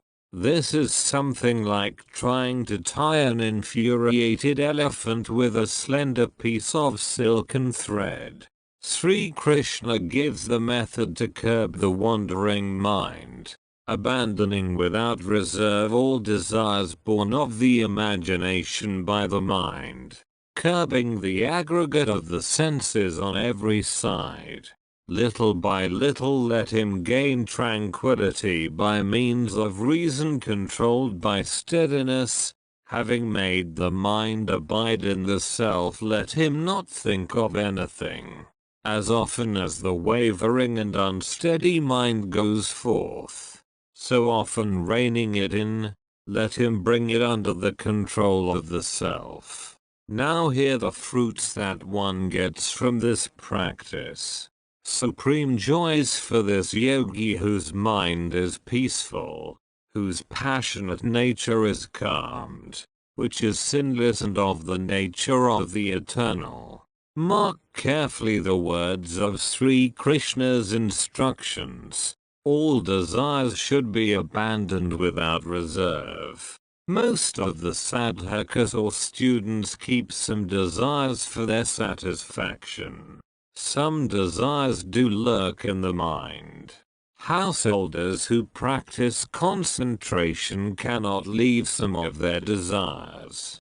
They keep them for their secret gratification.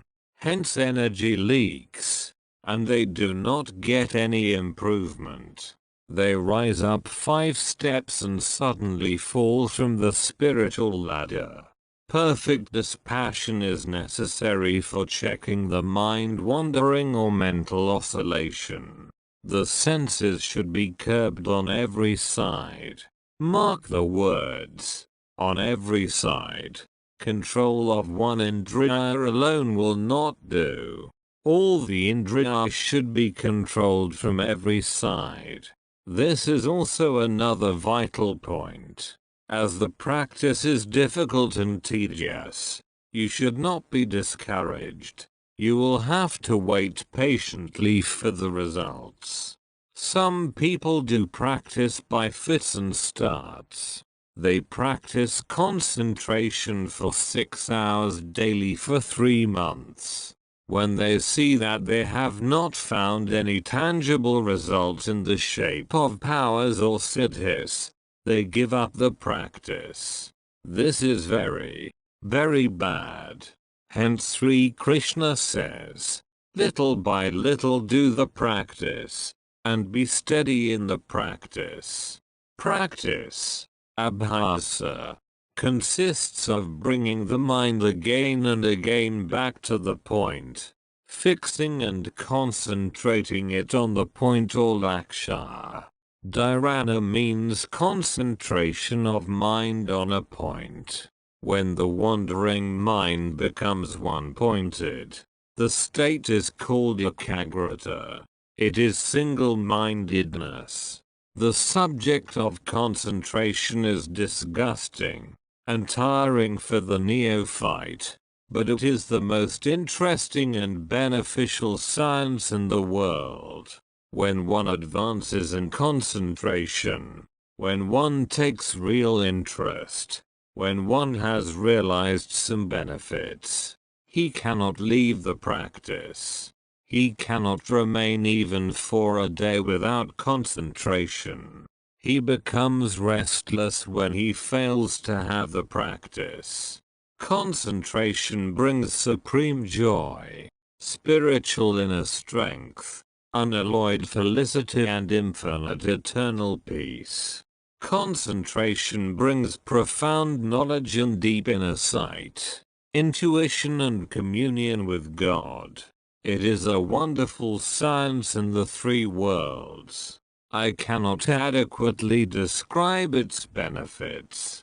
Concentration on a chair really means getting full, detailed knowledge of the chair, its different parts, the particular wood out of which it is manufactured, such as devadaru, rosewood, etc., its workmanship or finish, its durability, its cost price, the degree of comfort it gives to the back, arms, etc., whether the parts can be detached and fixed again, whether it is manufactured on modern lines and made bug-proof, what sort of polish or varnish is used to make it durable, etc.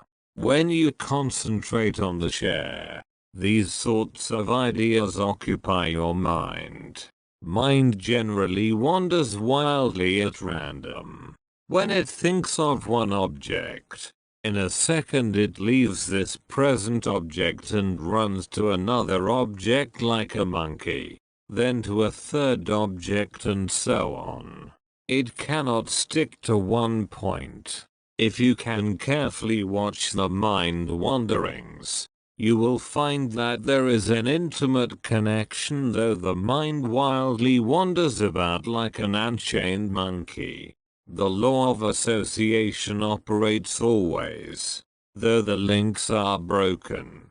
The mind may think of a book, then the bookstall wherefrom Mr. John has purchased it, then the friend whom he met at the railway station when he was purchasing, then of railways and of the directors of the railways who live in London. The thought of London may bring in the idea of skating. From skating, it may jump to Alps.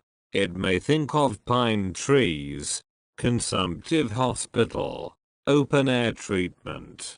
The thought of a pine tree will bring in the remembrance of Almora in India and its vicinity where pine trees grow. The thought of Almora will bring in the thought of Swami Vivekananda, who founded the Advaita Ashram at Mayavati, near Almora. It may entertain some divine ideas of concentration and meditation and of Advaita Brahman. Then, suddenly, it may drop into sensual grooves. It may think of the prostitutes in Almora. It will entertain lustful thoughts. All these will take place within the twinkling of an eye. The mind works and moves with a tremendous speed that is impossible to imagine. It catches one object and fabricates one idea, and through association, it leaves this object and this idea and jumps to another object and another idea.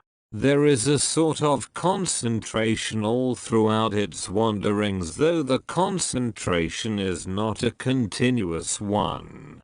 When the thought runs in one definite groove continuously on one subject alone, like the flow of oil from one vessel to another, then it is concentration. The aspirant should withdraw his mind whenever it runs outside and put it in the same groove, in the same line of thought on one subject and on one idea. This is spiritual sadhana. This is yoga abhyasa. This is dharana and dhyana. This will result in samadhi, or the superconscious state, the fourth dimension, or turiya. The vital point in concentration is to bring the mind to the same point or object again and again by limiting its movements in a small circle in the beginning. That is the main aim. A time will come when the mind will stick to one point alone. This is the fruit of your constant and protracted sadhana. The joy is indescribable now. When you meditate on a chair, bring all thoughts connected with the chair and dwell on these ideas. Do not allow any other thought connected with another object to enter the mind. There should be one line of thought. There should be one continuity of thought, like the steady flow of oil from one vessel to another vessel, like the continuous sound of a church bell. There may be several ideas connected with one subject. This does not matter. You can reduce the number of ideas and come to one idea of one subject. When this idea also dies, you get the superconscious state or samadhi. When there is one idea, it is called savikalpa samadhi, which is a lower stage. When this one idea also dies out, and when there is not even a single idea, the mind becomes blank or void. There is mental vacuity. This is the stage of thoughtlessness of Patanjali Maharshi in his Raja Yoga philosophy. You will have to rise above this blank vritti and identify yourself with the Supreme Purusha or Brahman, the silent witness of the mind, who gives power and light to the mind. Then and then alone you can reach the highest goal of life. The mind is insentient, jada, but it appears as Chaitanya, Chaitanya, by borrowing the light from the Adhisthana, source, Atman, just as water exposed to the sun borrows the heat from the sun. Because there is reflection of intelligence in the mind from the background, the source or womb for this mind, this insentient mind appears as intelligent. This is the real truth. This is the bold, genuine philosophy of the Hindu sages of yore. Western psychologists and occultists are still ignorant. They are groping in utter darkness. They say, there is nothing beyond mind and reason. Reason is the ultimate. Let them have their own convictions. Sooner or later, they will have to admit the truth. There is no other go. There are some philosophers and psychologists who do believe that mind is secretion of the brain. What a wild, absurd conviction. They have come to admit the presence of the subconscious mind, the dual mind theory, which was known to the Hindu sages from time immemorial. Mind is not self-luminous like the self-effulgent Atman or the Supreme Spirit. It shines in borrowed feathers.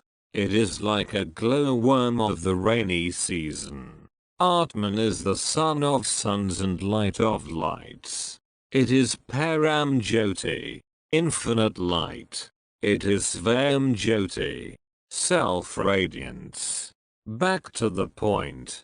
When you concentrate on a chair, do not allow any other thought of different objects. Again and again bring the mind that wanders to the object, which is chair. When you meditate on a rose, think of rose and rose alone.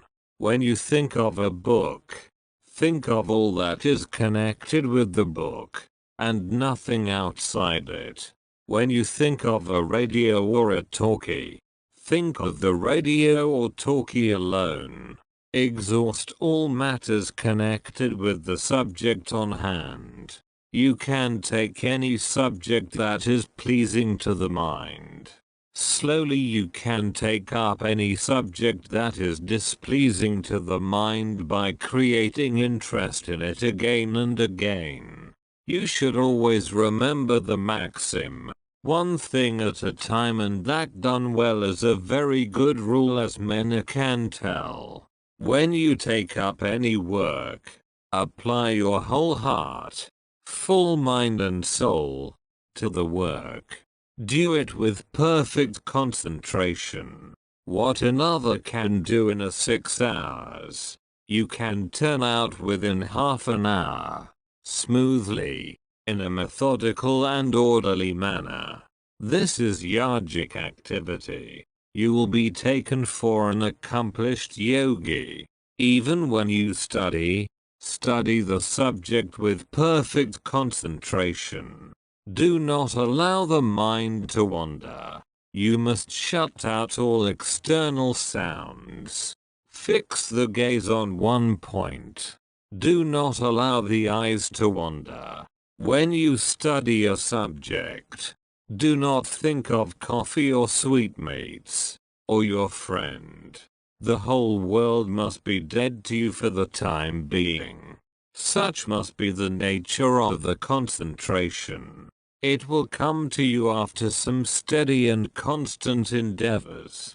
Be not troubled. Be not discouraged. There will be some delay. Wait coolly and patiently. Rome was not built in a day. It is all a question of time. Do not leave the practice even for a day, even when you are sick. In your failure lies the secret of your success, and in your weakness the secret of your strength. Plod on. Push on. Gird up your loins. Nil desperandum. Be bold. March on courageously. Be cheerful. A brilliant future is awaiting thee.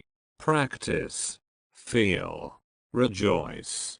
Become a yogi or world figure. I can make you one. Follow me. Be sincere and earnest. Rise up. Awake. Thy light has come. O my dear children of light and immortality. Brahma Muhurta is drawing now. It is 3:30 AM. This is the best time to practice concentration on Atman, memory and will culture, and to catch hold of the mind. Sit on Virasana and do rigorous practice now. May success and divine glory attend on thee. I shall take leave of you now. I shall leave you there.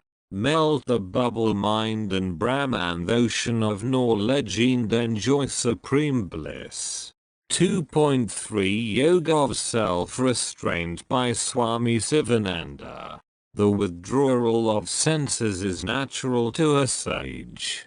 He never practices abstraction of senses. The senses always remain in a state of abstraction. It is only the aspirants that practice abstraction of senses in the beginning to keep the senses under control, as the senses cannot do anything independently. Control of the mind is also necessary if you want to attain complete success in abstraction of the senses. If you can detach the mind at will from the senses, you will be established in abstraction of the senses. The senses withdraw from objects even in the case of an ignorant person who practices severe austerities and abstains from all sensual objects, also in the case of a sick man who has weak senses. But the taste or inclination or longing for those objects does not vanish in them. Whereas, in the case of a sage who has realized the self, even the longing is entirely eradicated.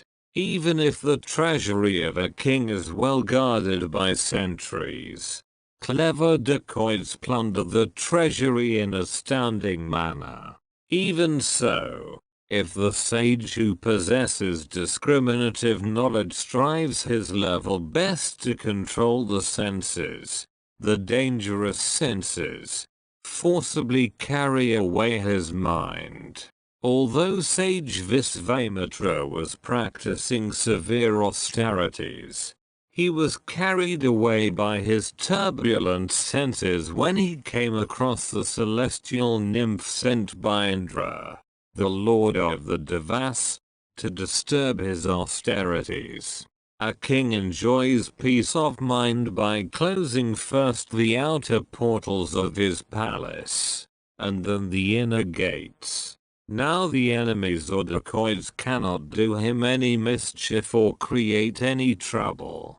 Even so, the yogi closes the outer gates of his body palace by practicing abstraction of the senses, and then shuts the inner gate, the lower mind, which is filled with various impressions of actions, by practicing serenity and renunciation. Now he rests in his own blissful immortal self and enjoys supreme peace. Just as the child enjoys full security and peace when it is in the lap of its mother, just as a baron experiences full security when he has surrendered himself in the hands of a mighty potentate, so also, the aspirant can enjoy abiding peace and can have complete mastery over his senses when he has totally surrendered himself at the feet of the Lord. That is the reason why Sri Krishna says to Arjuna in the Gita, restraining all the senses, a man should remain steadfastly intent on me. He has a stable or poised understanding whose senses are under control. The senses are endowed with outgoing tendencies. They, therefore, drag the ignorant man to the external objects.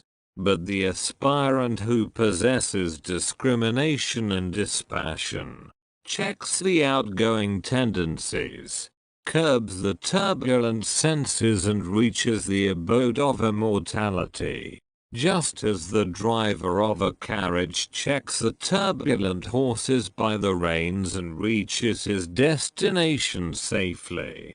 When the sage completely withdraws the senses from sense objects as the tortoise withdraws its limbs from all sides, his knowledge is steady. He has a balanced and poised understanding. Unrestrained senses do much havoc. Thought of the sense objects is the source of evil. Sense control leads to peace and happiness.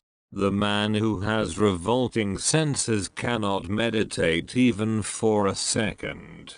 Sense restraint gives strength, inner peace, contentment, and conduces to steady knowledge. The self-restrained yogi, who has subdued his senses, enjoys infinite peace and bliss. Divine Life Society Spiritual Life, A Perspective. Chapter 3. 3. Thinking Philosophically. The following quotations are taken from the books of the great philosopher and Saint Swami Krishnananda and are grouped under 10 subject headings. Given that the quotes come from different sections of different books, they are not necessarily meant to be read straight through as a continuous whole. Rather, it is suggested that these extremely profound and insightful excerpts could be read individually, in a careful and contemplative way. The books from which the quotes were taken include The Philosophy of Religion, The Philosophy of the Bhagavad Gita, The Secret of the Katha Upanishad, Yoga as a Universal Science, the Chandogya Upanishad, Sadhana, The Spiritual Way, and To Thy Own Self Be True. 3.1 The Nature of God. Everyone is a philosopher in the sense that everyone recognizes the indistinct presence and beckoning of a something. That something is felt as a presence by a faculty that is not the eyes nor the ears nor any other sense organ, but a superior principle present in everyone. That superior light is the faculty of supernormal recognition. Existence, which is consciousness, is of the character of bliss. Why is it bliss? Because all suffering and finitude, every difficulty and penury of any kind is the result of the finitude of one's nature. When one has become the infinite, all desires are fulfilled. The desires are not abolished or destroyed in the infinite, as people may imagine. All wishes are totally fulfilled in their reality. If consciousness is infinite, outside it nothing can be, and this implies that externality is anomalous. No object can exist outside consciousness.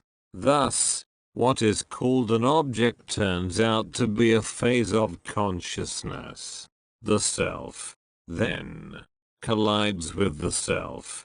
The Atman comes in contact with the Atman. The process of knowledge has led to a grand discovery that there is one being in the universe. From philosophy one turns to religion, and the human being manifests his aspiration and the basic urge to seek communion with that which is everywhere. The deity, as far as anyone is concerned, is the highest possibility of mind or understanding in its grasp of the totality of the religious ideal. Thus, outside it nothing can be. The deity is not a person. It is a force. It is an urge. It is an impulse. It is a necessity. It is an aspiration.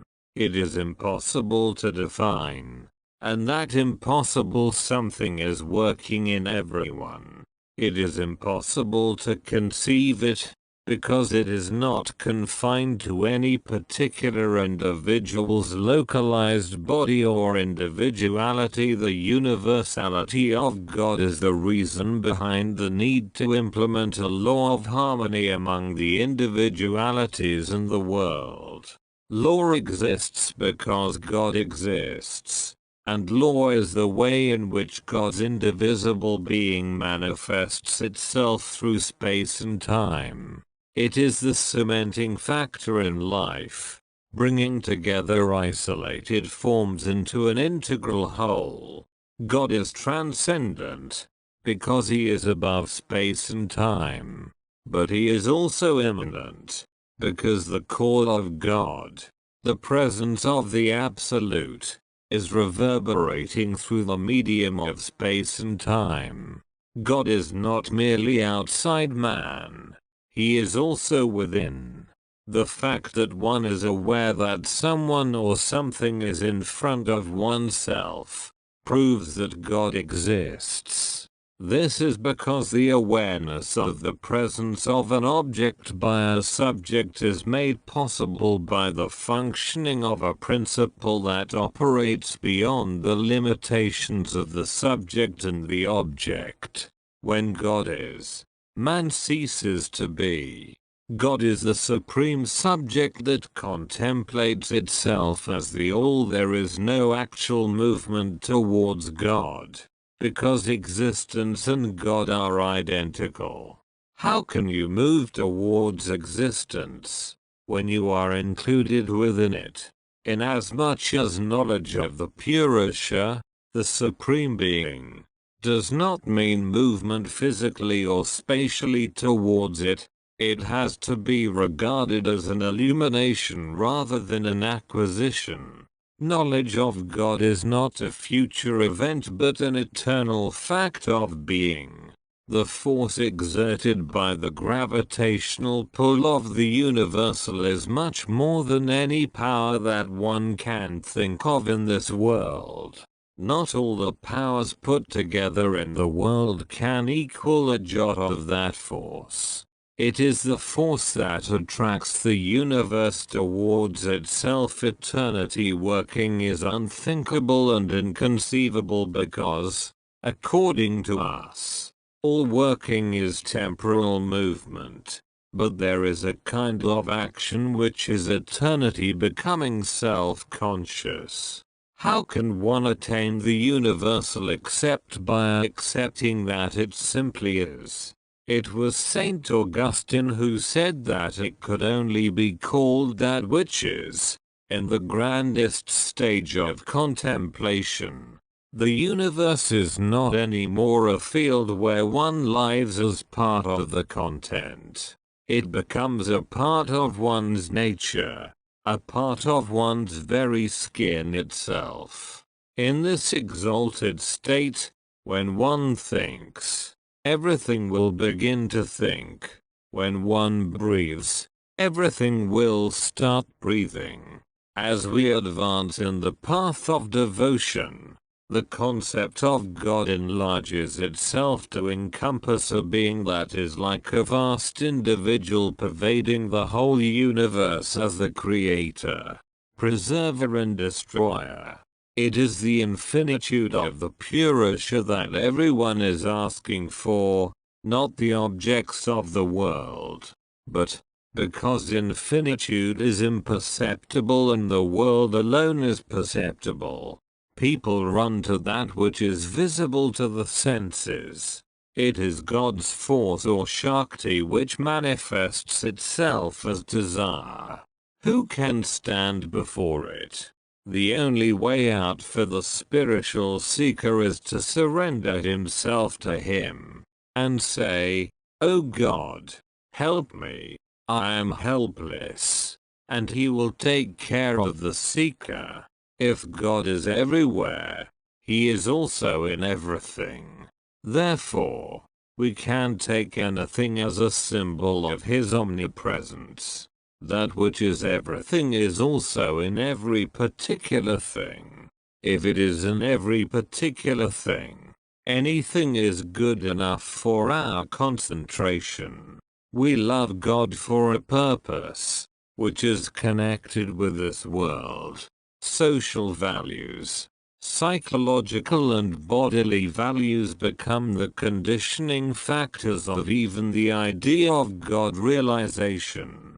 We seem to love God for the sake of people, for the sake of the world of nature, for the sake of our egoistic satisfactions. We justify our own way of thinking in the name of philosophy, and we try to bring God Himself down to this world of our personal egoistic relationships and compel Him to answer to our needs that are psychological, empirical and relational. There should be a harmony between our way of thinking today and the essential nature of the internal relationship of God, world and soul.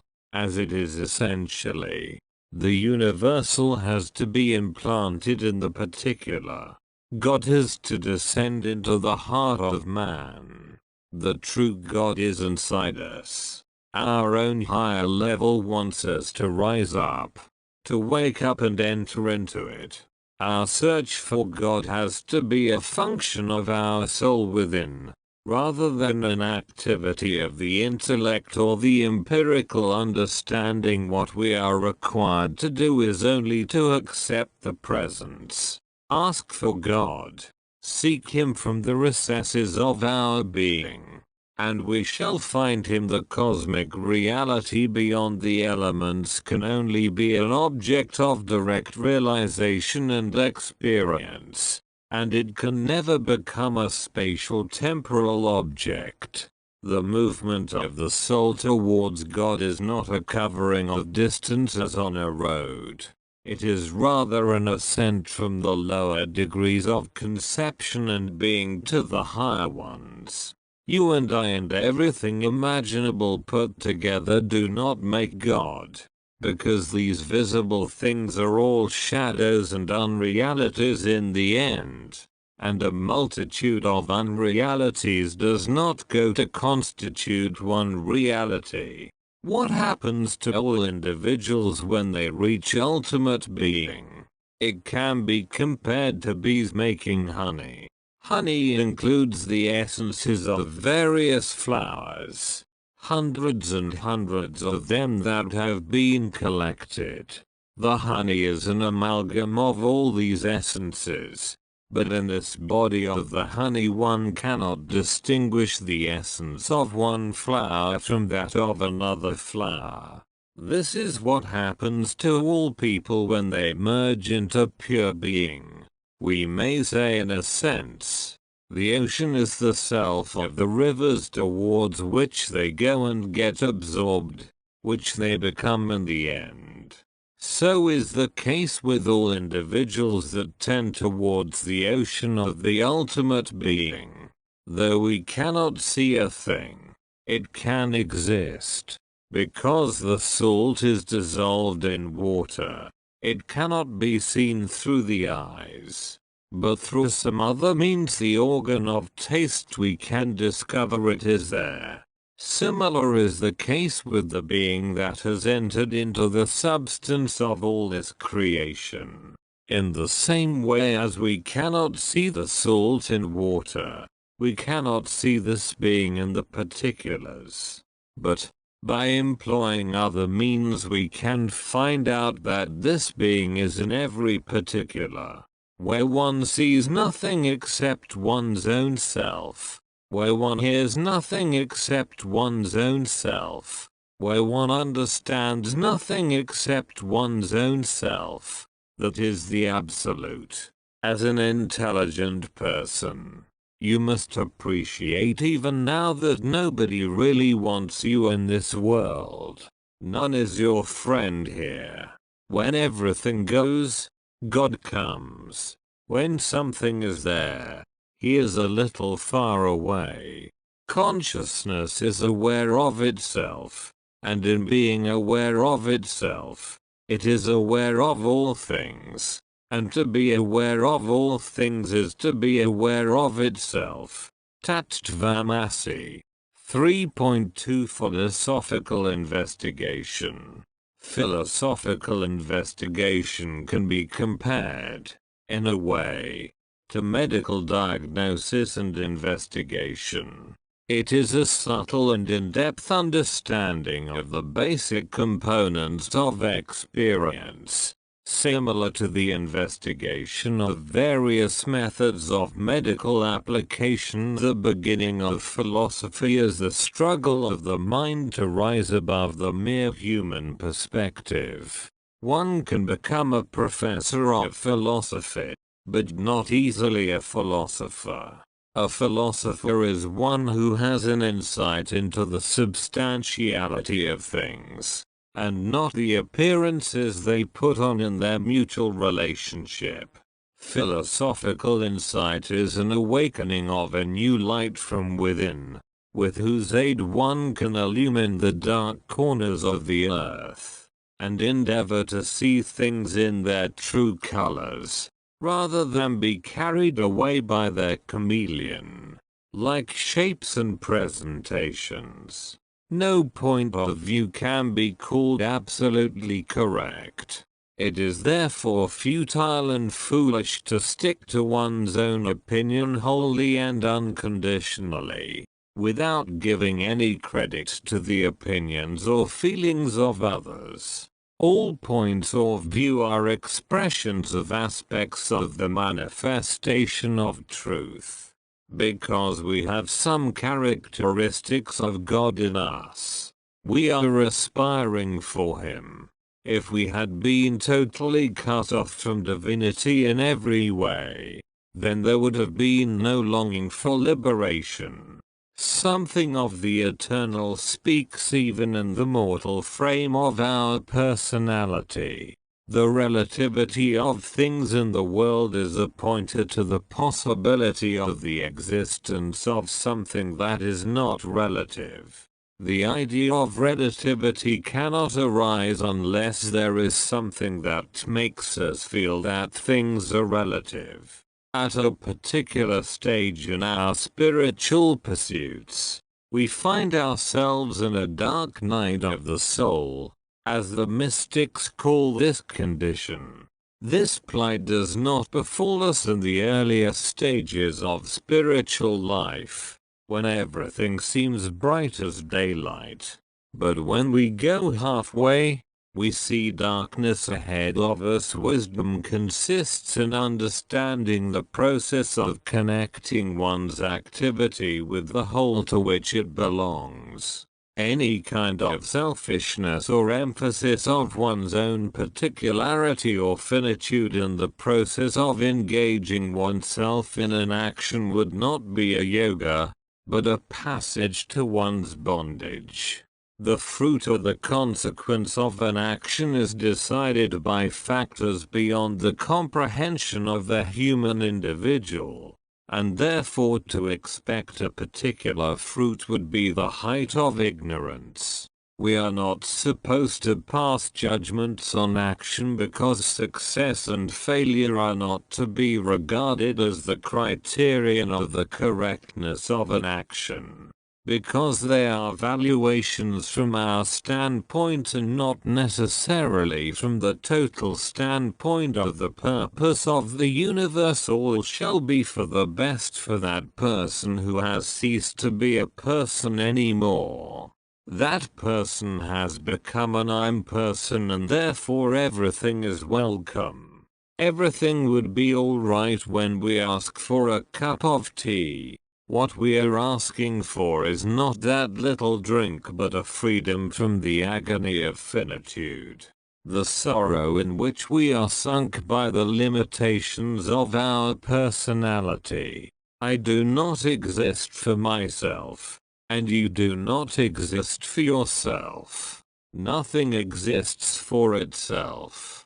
Everything exists for everything else. Everything has to be done with great caution, leisure, and composure inwardly, and we will not be losers if we take time in this, because it is wiser to take time to understand each step, than to rush up and lose everything that was gained. Love is only the recognition of the presence of the self in that which we love. If the self is not there, love is unthinkable. All love is self-love in various connotations of the meaning of self. If we forget the presence of the mighty Absolute even for a moment, action becomes our action, and it rebounds upon us, and we shall be responsible for its consequences. We are, therefore, to perpetually maintain the consciousness of our inseparability from the Supreme Creator. Even when we perform a charitable deed, it should not be done as if it is a prerogative of our effort. Our good deeds are not supposed to be our deeds. They do not belong to us. For no action can belong to us. Really, when knowledge dawns, there is a spontaneous dropping out of all relationship. The highest form of detachment is not sundering oneself from anything existent, but the raising of oneself to a consciousness of the pervasive character of the reality that exists equally in the subject and object. We cannot yet understand any aspect of reality that is not in space, which is not in time, and which is not causally related. Thinking is not some isolated activity taking place within our heads. When we think, we do not privately think inside our skulls. It is a vibration that we create in us. The vibration of a person is not merely of the physical body, it emanates like an aura to a certain distance from the body of the person. Everything is all things, and anything is everywhere. There is no such thing as a particular individual or a particular body. What we call death is the departing of life from a particular body. So death is not the death of the life principle itself. Life itself does not die. The vitality is transferred from one location to another. What is inside the seed of the plant? It is a great wonder. You may say that you cannot see anything there. It is practically invisible and non-existent. This apparently non-existent something, the very little, subtle essence there inside that little seed, has become this vast tree in front of you. For all practical, outward purposes, the liberated man and the bound man look alike. They both speak in the same way, eat in the same way, live in the same way. The distinction is within. It is that the liberated one knows what he is, whereas in the other case he does not know what he really is. One is free to the extent of one's knowledge. So, knowledge is power. Wherever there is real knowledge, there is also power to the extent of the operation of that knowledge. Complete control of a particular thing is exercised only to the extent of the absorption of that particular thing into one's own self. Anything that is one with us is controlled by us, and of that we are master. We are not masters of anything that is outside us. So, in the realm of the mind, we should be masters. All those who have died since ages, millions and millions of years ago, and all those who have not yet come into being at all, but are to manifest themselves now or in the ages to come. All these forms are capable of being perceived in one's own heart. We know very well how much slavery there is in bodily individuality. The conditions of the body, which are the outcome of the way in which the physical laws of nature work, are limiting us. Thus, there is no freedom except in a state of universality. There is no freedom as long as there is a body. Yet, the consciousness of the existence of the body is not necessarily an evil, provided it is experienced in the proper perspective. The mere presence of the body will not be a bondage if it is known in its reality. We are told that the great Ramatirtha had a peculiar technique of his own for self-control. He used to make a list of all his desires. It was no joke. It was an honest investigation into his own mind. To some extent we can know what our desires are. The discipline of brahmacharya, of which the Upanishad speaks, is the discipline of dealing with the desires. What are you going to do with your desires? Are you going to just swallow them, or oppose them and crush them, or fulfill them? A very dexterous method has to be employed, neither subjugating, nor crushing, nor fulfilling, in the literal sense, but tackling them in the manner they should be tackled, under the circumstances in which you are placed. There is no such thing as an unspiritual life. Finally, the idea of I-ness and my-ness is the cause of this peculiar notion in the mind, of there being a distinction between the ordinary life and spiritual life. Put a question to yourself. What kind of person am I? Go to your room, shut the door, put down the telephone, close your eyes and think for yourself. A revelation will emanate from yourself, which is contrary to what you thought. There is really no such thing as renunciation of anything, because nothing in the world really belongs to you, who attain salvation. Finally, neither you nor anybody else attains, taken in our individualistic sense, because the Atman itself attains salvation.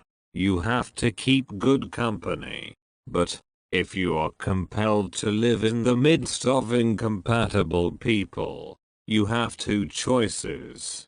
You can exert your power over the atmosphere of dissident individuals and bring a kind of transformation among them, and turn them round into a good way of living.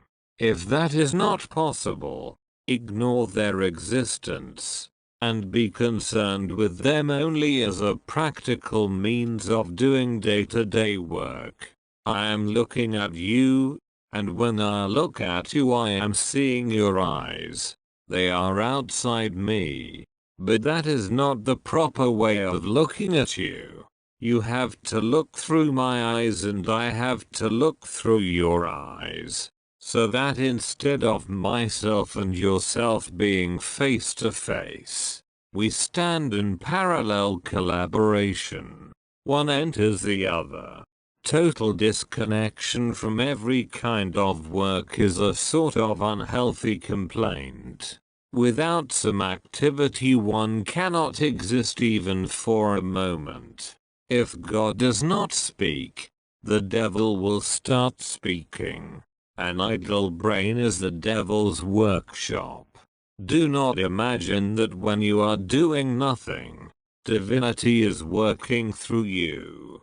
The other thing also may be at work, equally. 3.3 What is religion truly? The whole reaction of the whole man to the whole universe is religion. It would also follow from this observation that religion includes the whole of life, and not merely a segment of life. Religion is generally not associated with the whole of one's life. It is kept in the pockets and pulled out only when one enters a temple, goes to a church, or sits before a holy man. Religion is a sacrifice. It is a dedication of self. Religion is not exhausted in an offering of some object to a conceptual God. Religion is something that consists purely in experience, and hence it cannot be explained in empirical terms. Religion is the highest experience possible in man, the plumbing into the depths of one's own soul, in which act one comes in contact with the very essence of the cosmos. The progression of the religious consciousness from level to level is an ascent of wholes. Whenever one feels like contemplating a religious objective in meditations or in prayer, one has first of all to be assured in one's own self that the whole self is there ready to encounter all reality. When one enters the religious consciousness, in any degree whatever, one gets transported totally. The soul is in a state of rapture. One is then in a large sea of delight, because the whole that is above is trying to pull one out from the lower levels in which one is encased. It is as if the pith of one's individuality is being drawn out of its shell. Religion, when it takes possession of man, pulls him wholly from his partial entanglements in the titbits of the world of mind and sense. He is dragged out of the mire. When the religious consciousness inundates him, all the aspects of life, which are the concerns of man, should be regarded as needs to be transformed into the religious endeavor. Whatever be man's occupation in life, that has to become his religion. That has to become a way to God. Religion is the whole of life. It is an inward attunement of oneself with a cosmic requirement. The inwardness, being constituted of the different layers of personality, has to be taken into consideration in all its degrees when one lives a religious life. Charity does not mean only parting with a few dollars or pounds. Charity is an attitude of mind. It may be expressed in the form of physical action or it may not be so expressed. It includes charitable feelings, a charitable attitude, conduct and behavior towards others. We perform charity not because we are rich and others are poor. Rather, the others are equally important and they have as much right to exist as we ourselves have. The ability of seeing God in all things is most important, and a mind thus purified becomes fit for the worship of God. An impure mind cannot adore God. Therefore, karma yoga, or selfless service, becomes necessary to purify the mind and make it fit for worship of God. What is the deeper import of ahimsa? Non-injury. One is to be a friend of all. When someone who is a friend of all is intent on the welfare of all beings, he can hurt nobody. There is sacredness and sanctity present everywhere, and reverence for life is the insignia of true culture. Truthfulness is very simple and very easy to understand, because untruth is nothing but exploitation. One would not utter a lie, unless one wishes to exploit somebody.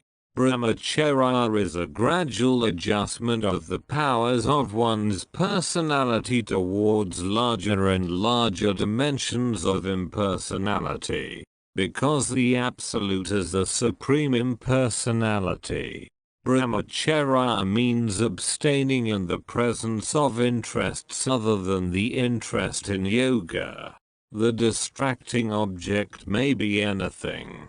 If we have got a strong interest in something that distracts our attention, the energy goes. Any kind of leakage of energy in any direction caused by an event or context is a break in brahmacharya.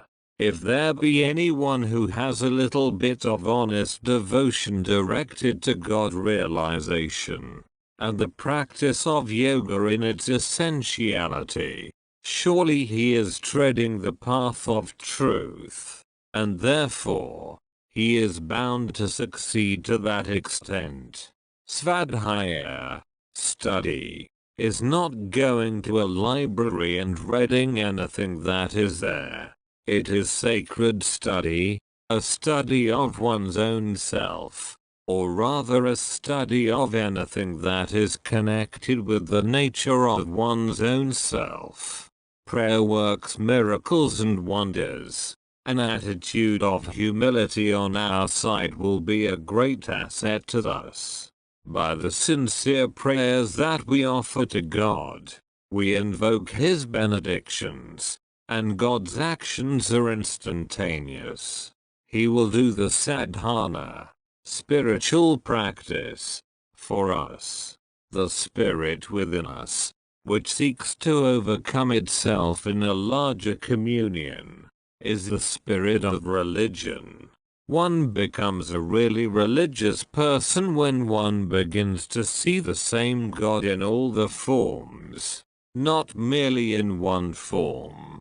We have a piety inside our room, and a different religion altogether when we walk on the road or purchase a packet of biscuits in the shop, or travel in the bus or train. If our confrontation with life in these various aspects in which we are unwittingly and necessarily involved can be charged with the spirit of religion, we can be said to be truly religious, and God will help us everywhere. Religion does not become religion, and the spiritual does not become spirituality unless our outlook and respect of the whole of life gets tuned up to the demands of the nature of God and the internal relationship that subsists among God, world and soul. An emotional stirring up of oneself into the enthusiasm of love of God, due to the study of scriptures or mystical texts, or listening to the sermon of a master, cannot be regarded as a reliable support for all time to come. There must be a conviction that must go deep into the heart. I have no duty. This would be a fallacious argument, because here we are trying to inject a metaphysical level into a social atmosphere, which should not be done as long as one is obviously aware of the fact that the social atmosphere is a reality. Anything that you recognize as a reality cannot be ignored when any argument is put forth. We cannot expect facilities from society and then feel that we have no obligations in return. There is a duty of everyone in respect of the atmosphere in which one is placed. This is called the Dharma of the individual in respect of society. In the advance of consciousness through the process of its evolution, we will find that there is an ascending degree of the concept of unselfishness. Desire is our bondage, action is not the bondage. Any desire-filled action is binding. Desire-less action is free. Whenever the mind fixes its attention on something other than itself, which is supposed to be wider in its comprehension than the contemplating mind or the self, that process is to be regarded as a sacrifice. We have to be 100% convinced that moksha, liberation, is the goal of life. The liberation of the spirit is the aim of all our activities, all our studies, all our engagements, anything that we do, in any manner. Even the entertainment of the notion of the absolute is a grand achievement. A whole-souled aspiration for God even in its initial stage is superior to all verbal knowledge, intellectual acumen, or scriptural learning. The greatest devotee of God is he who asks for nothing from God, not even knowledge, not even enlightenment, not even freedom from suffering. The highest devotion asks for God alone, and not anything through God or from God. Love Him wholeheartedly from the bottom of your heart. Let your daily routine be infused with divine devotion. Work as an instrument in the hands of God and never forget for a moment the presence of this Supreme Parent.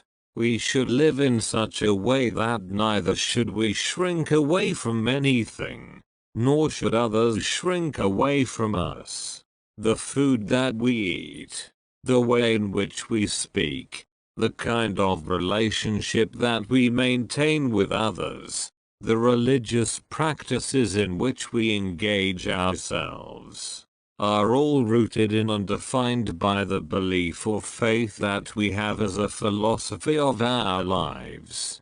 We should be able to connect every little thing in the world with that ultimate purpose of the liberation of the soul. Our duty therefore is to surrender our individuality to that all-being, which we call the Almighty.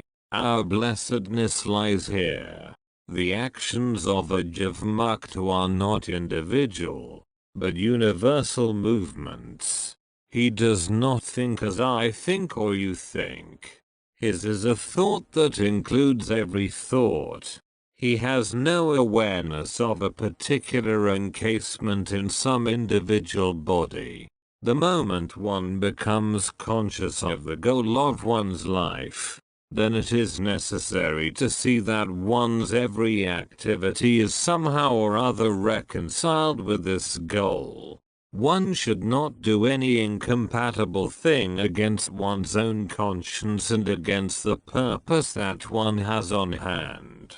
Thus it is that it is necessary to have one's entire life transformed into a spiritual art through complete dedication. Tell yourself again and again by bringing before you mind the experiences that ancient sages and saints also have passed through. They had the same difficulty. They were the same small people as any one of us is. They became big because of the understanding they exercised and the success they achieved in the restraint of the sense organs. Swami Sivananda was a great embodiment of the inclusiveness of the powers of nature and of people in one single individual. He was a lover of God. He was a lover of human beings and he was a lover of nature. A householder is not a person doing many things, but thinking in many ways. The entanglement is not necessarily physical, but mostly psychological. You should do your duty to take care of your family, but don't be attached to the family. Sometimes a stupid idea arises in the mind of people. What is the good of my going to moksha when others are all suffering here? Let me wait until others also go. They are there and are as important as our brothers in the dream process. The whole thing ascends. A single sea of being. Can you live alone? Being literally alone is very difficult to conceive, but it is necessary to pass the test. The social part of your personality will revolt against the individual life that you are forcing into yourself. Most of us are in a social atmosphere, and if you are out of that social condition and living completely alone, you may feel miserable at that time.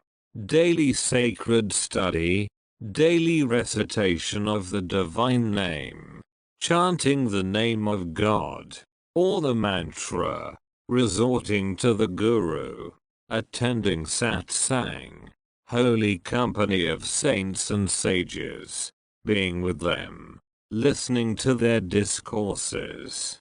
All these will produce a cumulative effect of strength and security in your mind so that the problems mentioned will gradually diminish in their intensity and fade out completely later on. Even higher than worship with an offering like a leaf or flower is the worship through the name of God. Taking on the name of God does not require even the little drop of water or milk, a flower or honey. Here, the mind itself is the apparatus or the instrument of worship, and the thing that is offered at the lotus feet of the Lord is also the mind. The greatest devotion is revealed in acts of mental worship. Die to live is the burden of one of the songs of His Holiness Sri Swami Sivananda Maharaj. Unless you die to the self, you cannot live the life eternal. Unless you be reborn and be as children, you cannot enter the gates of heaven, said the Christ. 3.4 The apparent world of objects. Things are not what they seem to be, and nothing is what it appears to be. History is a proof of the impossibility to finally trust anything as it is made visible to the eyes. Philosophical insight is an awakening of a new light from within, with whose aid one can illumine the dark corners of the earth, and endeavor to see things in their true colors, rather than be carried away by their chameleon-like shapes and presentations. The universe is made more of unseen, invisible things than one can conceive of. It is not merely what appears to be present to the eyes. There is a mystery behind it to be unraveled. It is always imagined that joy comes from things outside, from objects of sense. This is not true. This fact must be kept in mind always. Our satisfactions are not the outcome of attachment to objects. On the other hand, joys are the result of harmony with things. The more is man in harmony with the world outside, equally, not with excessive pressure exerted upon any part, the more is he happy. The knowledge obtained through the senses, gathered through perception, is limited to the structure of the sense organs. If the organs were to be constituted in a different way, the picture that they would present would be quite a different thing altogether. We mistake these five senses for everything. There are other factors in the object that the senses cannot contact. Suppose we have 1,000 senses. We would have seen many other things in the world. It is evident that it would be futile to depend upon the sense organs to supply correct knowledge. None of them can be relied upon totally, because they are conditioned. Nothing can be known by examining the objects through the relative activities of the senses that change according to the spatial temporal structure within which they can function. If man were to be living in a different order of space-time, he would certainly not be a human being as he is now. If space and time were not to be there to distinguish objects from one another, it would not be known that things exist at all. The conditioning influence of space and time is such that nothing can be known except as being present in space and time. Perception is not an impartial knowledge of things. It is a highly conditioned way of looking at things. And man is not seeing things as they really are. We live in a world of appearance. Man is wholly wrong in believing that he is in a world of reality. There is nothing finally real in this world. And even if there be something real, somewhere, no one knows it. Everyone is in a world that is nothing but phenomena. Reality, which the philosopher Kant calls the thing in itself, cannot be known. No one can see it, because it is not an object of the thought or of the senses. Objects must be dissociated from their names and looked upon, as they would be without characterization by name. Do not call the tree as a tree. Condition your mind by entering into the concept of the form of the tree without bringing in the name or the word tree. The psychology of Buddhism tells us that life is a successive flow of momentary discrete links which are really not connected with one another, but which have the appearance of a continuity.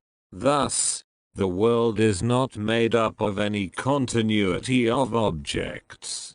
It is made up of a momentary linkage of forces. Masters like the Buddha consider life as a process of transience. They never considered the world as ultimately existent. Nothing in the world is. Everything passes. Everything moves. Even our awareness of the existence of the world is a process. There is a perpetual asking for the more in us. There appears before us a solid object, as it were, because of a type of momentariness of mental functioning, although the object does not actually exist as the senses perceive it.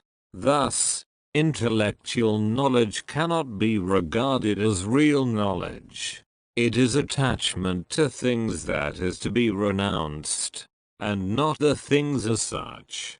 Basically, it is an absence of the taste for things, which is called renunciation, and not an absence of the physical proximity of objects. When we love or hate something, we do not really understand that thing. Suffering is brought upon oneself by loving and hating things. We are perpetually restless, because we like something and hate something else. The taste for things and the desire for objects are to be sublimated in a higher perception. Our problems are our desires, not the existence of objects, because the things will always be there. Desire ceases when there is an absence of taste for things seen or heard or thought of in the mind. This is brought about by the recognition of the true circumstance of all things and their interrelationship with the whole universe. The universe is ultimately not made up of substances, but desires. The more we think of the objects outside us, the weaker we become in our personality. Yet, the more we are able to restrain the urge of the senses and the mind from contemplating outside things, the more is the energy that we conserve and the greater the strength we have. A like implies a dislike, and a dislike implies a like. They are not actually two different activities of the mind. It is one outlook, one attitude that shows features of a double attitude. When something really exists, it cannot be called a phenomenon or a passing phase. A real thing cannot pass away, and that which passes away cannot be called the real. Thus, that which is real, cannot be regarded as destructible. If we coordinate ourselves and cooperate with the activity of nature, it becomes a sacrifice. But if we interfere with it and adversely affect its normal function, it will also set up a reaction of a similar character. Then, we would be the losers. If you very vehemently circulate a torch, you will find that there is a circle of fire or light in front of you. There is no circle actually. It is only an optical illusion created before you on account of the intensive velocity of the movement of the torch. So a vibration of consciousness in a particular manner becomes cognizable as an object. You know very well that the shape of a walking stick is different from a table, but from the point of view of the substance, Both of them are made of the same wood. So, the knowledge of the walking stick would imply the knowledge of the table also, irrespective of their differences structurally. In a similar manner, the rule can be applied to everything in the world. The Upanishad points out to us that all things in the world are permutations and combinations of the original elements. We have to be convinced at the bottom of our being that the objects are not placed externally in space and time. If they are not external to us, the whole thing drops at one stroke. This is true renunciation. 3.5 Yoga. The reason behind the requirement of striking a harmony in the practice of yoga is that the world is a harmony, the universe is a harmony, God is harmony, the Absolute is harmony, and to be in tune with it in every respect would be yoga. While for some years one's whole life may have to be spent in yogic discipline, one will slowly realize that one has no other duty in this world. All our well-intentioned occupations in life are the little cries of the central longing of the soul for untrammeled freedom. The student of yoga is capable of receiving all the buffets of the world, because these are not seen as coming as reactions against him personally. When you change yourself within, the world will correspondingly change itself in respect to you.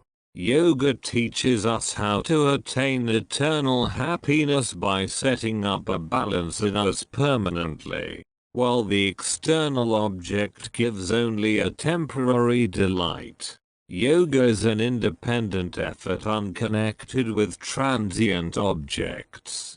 Yoga brings happiness even without persons or things around you. Even when you are alone, you will not learn a lesson better than through the experience of the transitory nature of things. When you have lost all your belongings, when your life itself is at stake, you learn a lesson better than you learn in universities. The transitory nature of things points to the existence of an eternal value in life. Temptations are uniformly present on the path of yoga, but the forms in which they come vary from individual to individual, so that what I face will not be the same as what you have to face. You cannot say what will come to you tomorrow. The personality of the human individual is deep, far deeper than what it appears on the surface. A withdrawal of oneself from physical contact with objects of sense does not mean renunciation. Totally. If you abstain yourself from physical contact with objects by living in a sequestered place, the desire for them will still remain.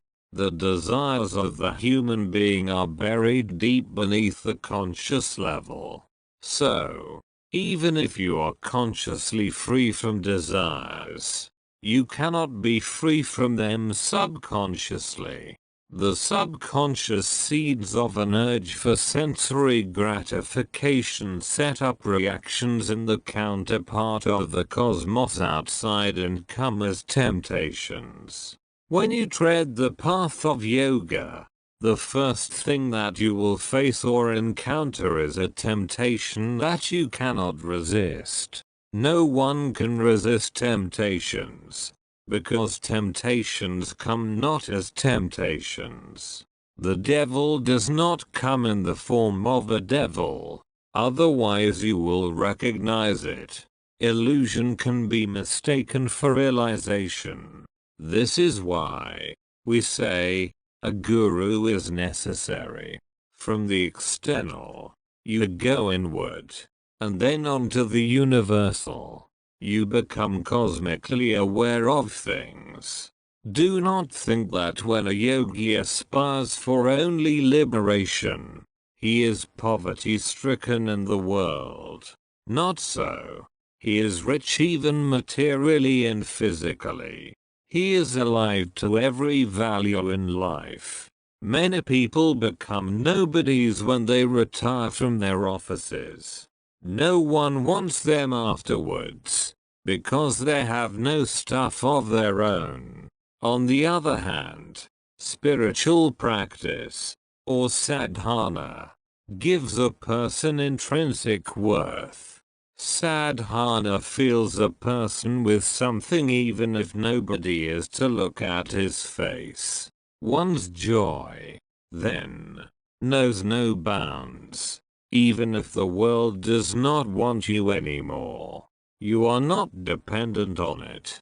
Subtle is this path of yoga, difficult is this way, and hard it is to enter the citadel of this mysterious goal. It is invisible, and hence hard in every sense of the term. If you can see the path, you can walk on it, but you cannot see the path of yoga. You cannot see the track of birds in the sky, though they have a track of their own. So it is with the path of knowledge. It cannot be seen, though it is there. It is difficult to know where one is being led, for there is no way to it. Any disturbance of any kind in any part of the personality of an individual will be a disqualification for this path. Any type of agitation is to be avoided. A mind, which is not well composed, cannot hope to touch even the lowest pedestal of this practice. Our whole life is one of preconceived ideas. The assumptions of our personality may be regarded as the main obstacle to yoga.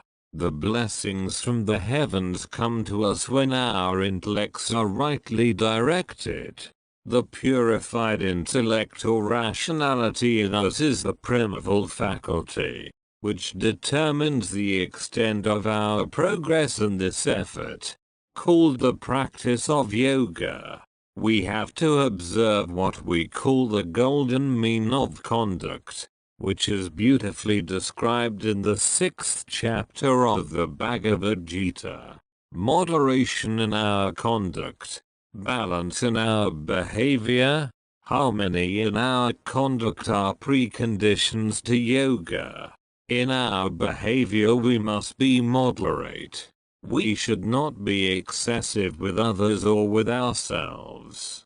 When we talk, we should not talk the head off the person. This is a weakness.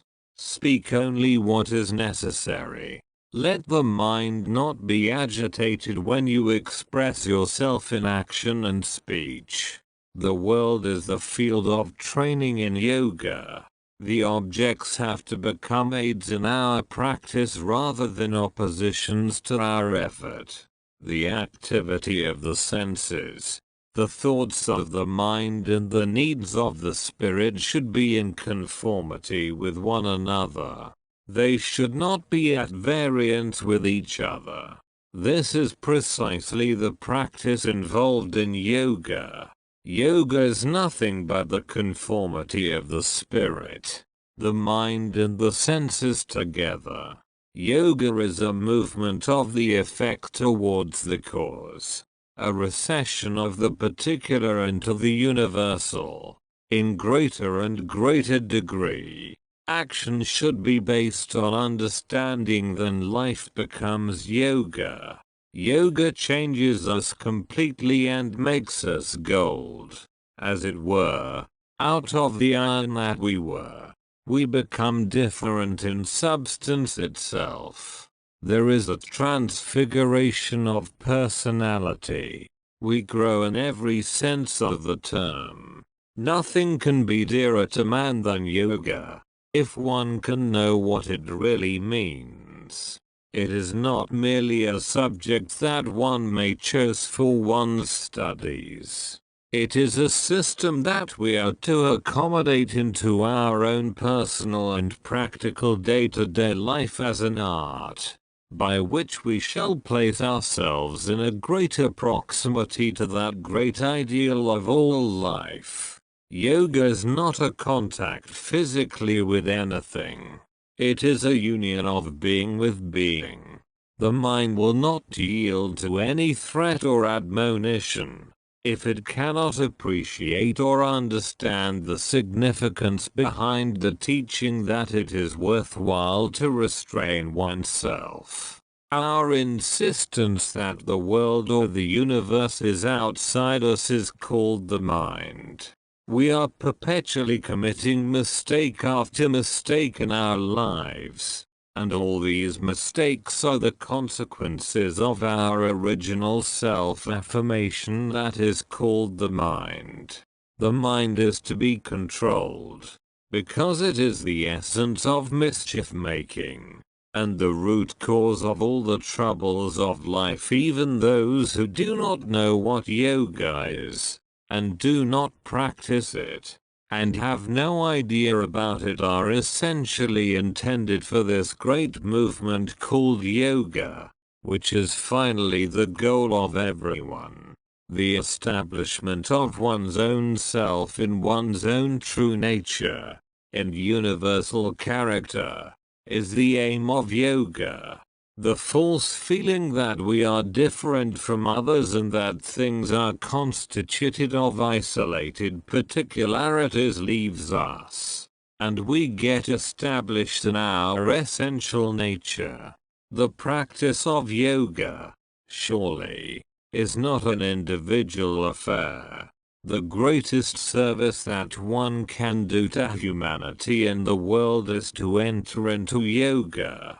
We cannot isolate social welfare or the world's good from yoga meditation. They are one and the same. Yoga is more a state of being rather than outward doing.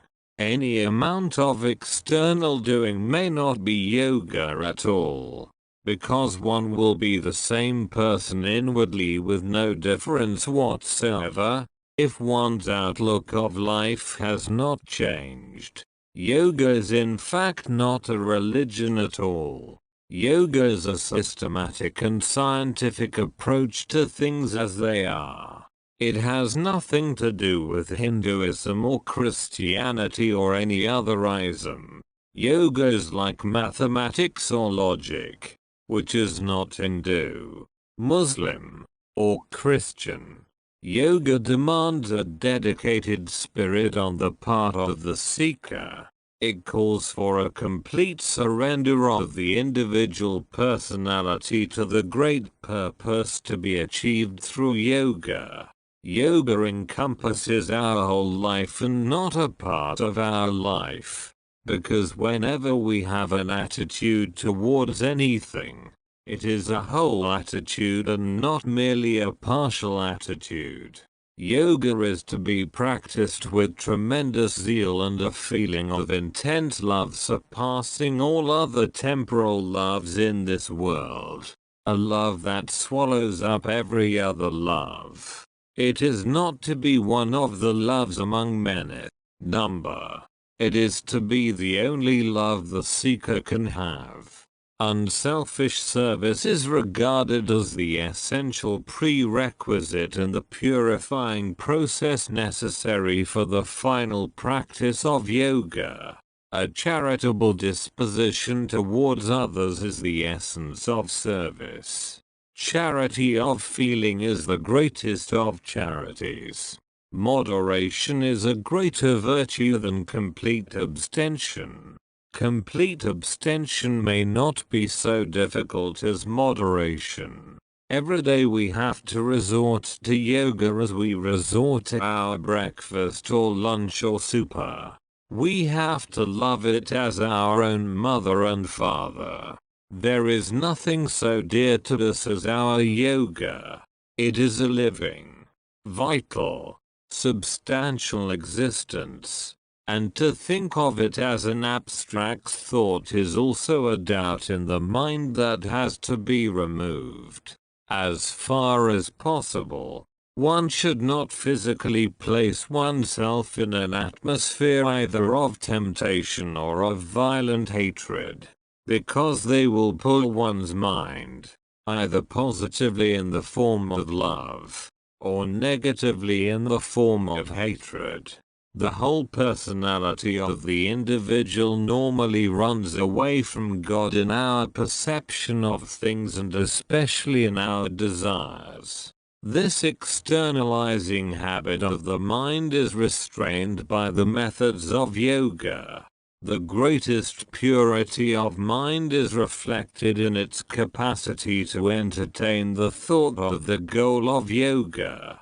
Any contemplation mentally of an object or a situation, which is likely to draw the energy of the mind in a direction other than that of yoga, may be regarded as an impure thought. We carry on our activities in daily life as a matter of routine, helplessly driven by the current of habit. But to be subjected to a habit would be to be a slave of that habit. Yoga is the mastery of the pranas, the senses and the mind, and the gaining of a freedom from the slavish subjection of ourselves to their activities. Every student of yoga should be a great psychologist of his own mind. When it is violent, what must be done? He must understand all the techniques of the mind and he must know how to deal with the mind at different times. Yoga is an opening of the bud of the flower of our own heart before the blazing sun of God's being. And here the sincerity of our heart will be our guide.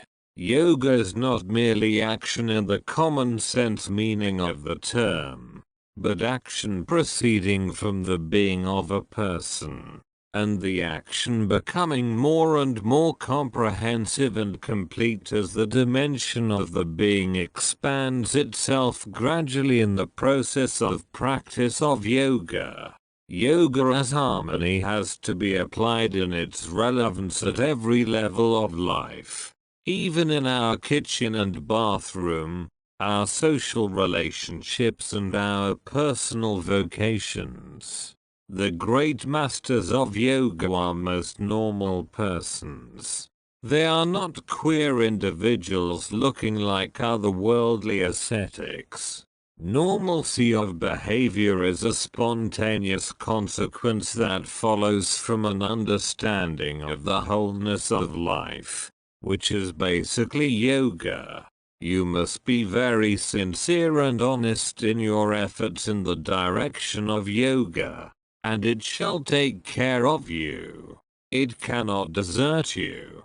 There are millions of social welfare organizations in the world, but what they do with their hands and feet is not so important as what they are thinking in their minds at the time of their working. In a sense, we may say that a yogi is the greatest social welfare worker. Nobody can do so much good to the world as a yogi engaged in meditation can do. Harmony is called yoga. Balance is yoga, balance between the inner and the outer life. You should neither be an introvert nor an extrovert, but a balanced person. All the instructions and admonitions in yoga are to bring you to a focusing point that you have to lead a spiritual life in the true sense of the term, and not as an isolated factor of your life. The spirit with which you live in this world, and act, speak and work, is your spirituality. One has to learn to cooperate with the world in every one of its stages of manifestation socially, physically, psychologically, rationally, politically and spiritually, because yoga is a total union of oneself with the totality of things. The tendency to isolate oneself from everything outside is the opposite of yoga. Yet renunciation of any kind is impossible without yoga. Renunciation does not mean physical disassociation with objects, but a withdrawal of the consciousness of the externality of things. There is nothing unimportant and nothing that can be neglected in this world from the point of view of yoga. Everything that is visible to the eyes, everything with which we are connected, and everything that we can even think of in our mind, is of great value in some way or other. 3.6 Man's state. The daily activities of man, from morning to evening, are nothing but his attempts to achieve freedom. He is restless for one reason or the other, and the struggle to obviate the causes of restlessness takes the form of activity. No person is what he appears outside, and nothing in the world is what it appears externally. Everything is different on the outside to the perception and the vision. If anyone is happy, he has a tremendous energy, and even if he has not eaten for 4 days he will say, "I shall lift bricks." Man can lift a stone and carry a tree, even if he has not eaten for days, because he is happy for some reason. What power thoughts have!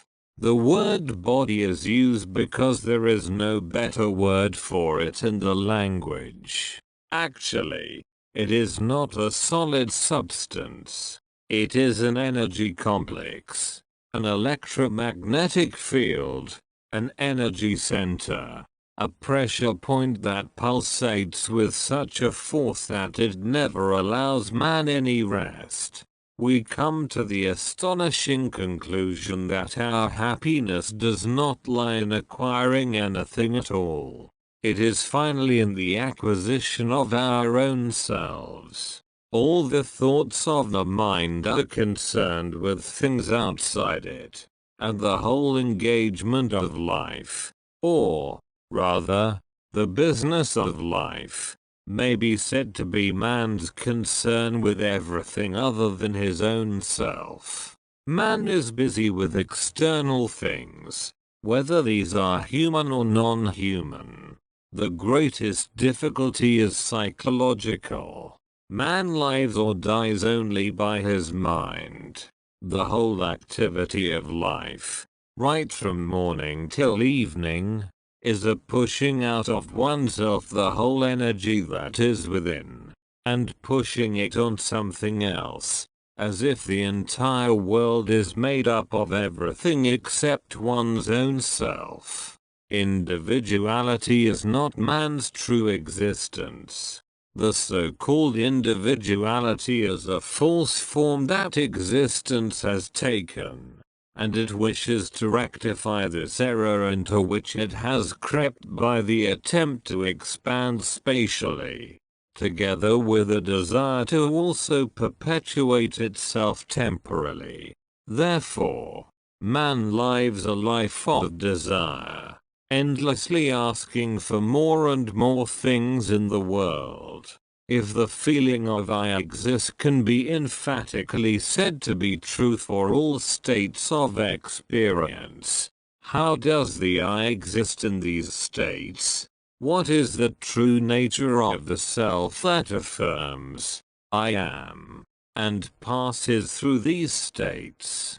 Though it is true that in the waking condition an association with the physical body is absolutely essential, in other conditions, like dream, one exists without the body.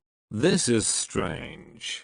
Man can exist in a dream without association with a body. One does not know anything in deep sleep, because there is no external object there. Whenever one speaks of knowledge, one always refers to a relationship between the subject and the object. But it is not true that there was no knowledge of any kind in deep sleep. There was some kind of knowledge, Otherwise, how could one know that one had slept? In deep sleep, man is in a state of pure existence wholly, and knows nothing outside it. One is not even a human being, not rich, not poor, not healthy, not unhealthy, not thirsty, and not hungry.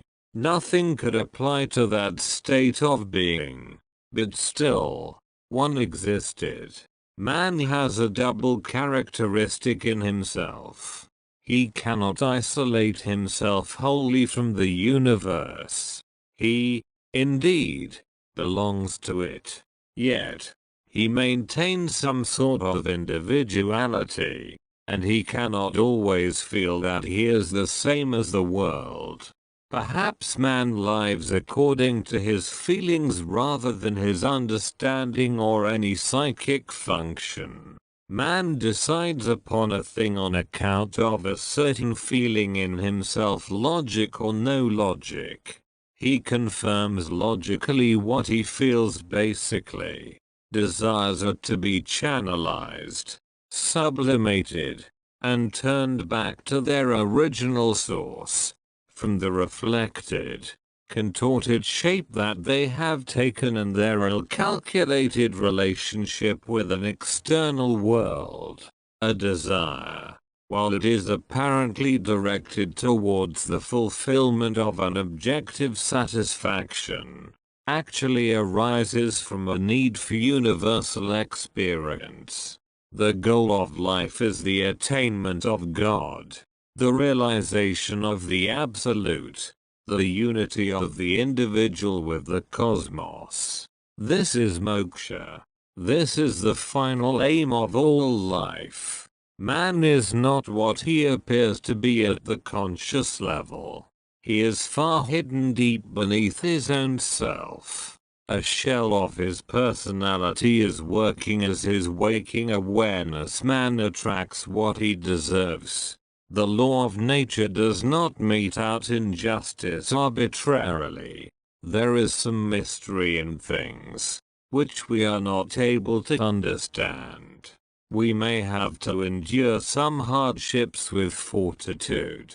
Our complaints are part of our ignorance. The most important things to remember are the purpose set before oneself and the ideal of the goal ahead, which then condition one's general attitude to life. Whether something is right or wrong, good or bad, how could one find out? The nature of the goal that one has chosen for oneself will indicate what is right and what is wrong in any particular context. The good man is one who does good always, under every condition, and is not conditionally good. Beyond the good man is the saintly man, and still above, the God man. Our life is a beautiful pattern of various thread works, woven dexterously by an expert maker of all things, such that one cannot easily or intelligibly comprehend how it is made or why it is made.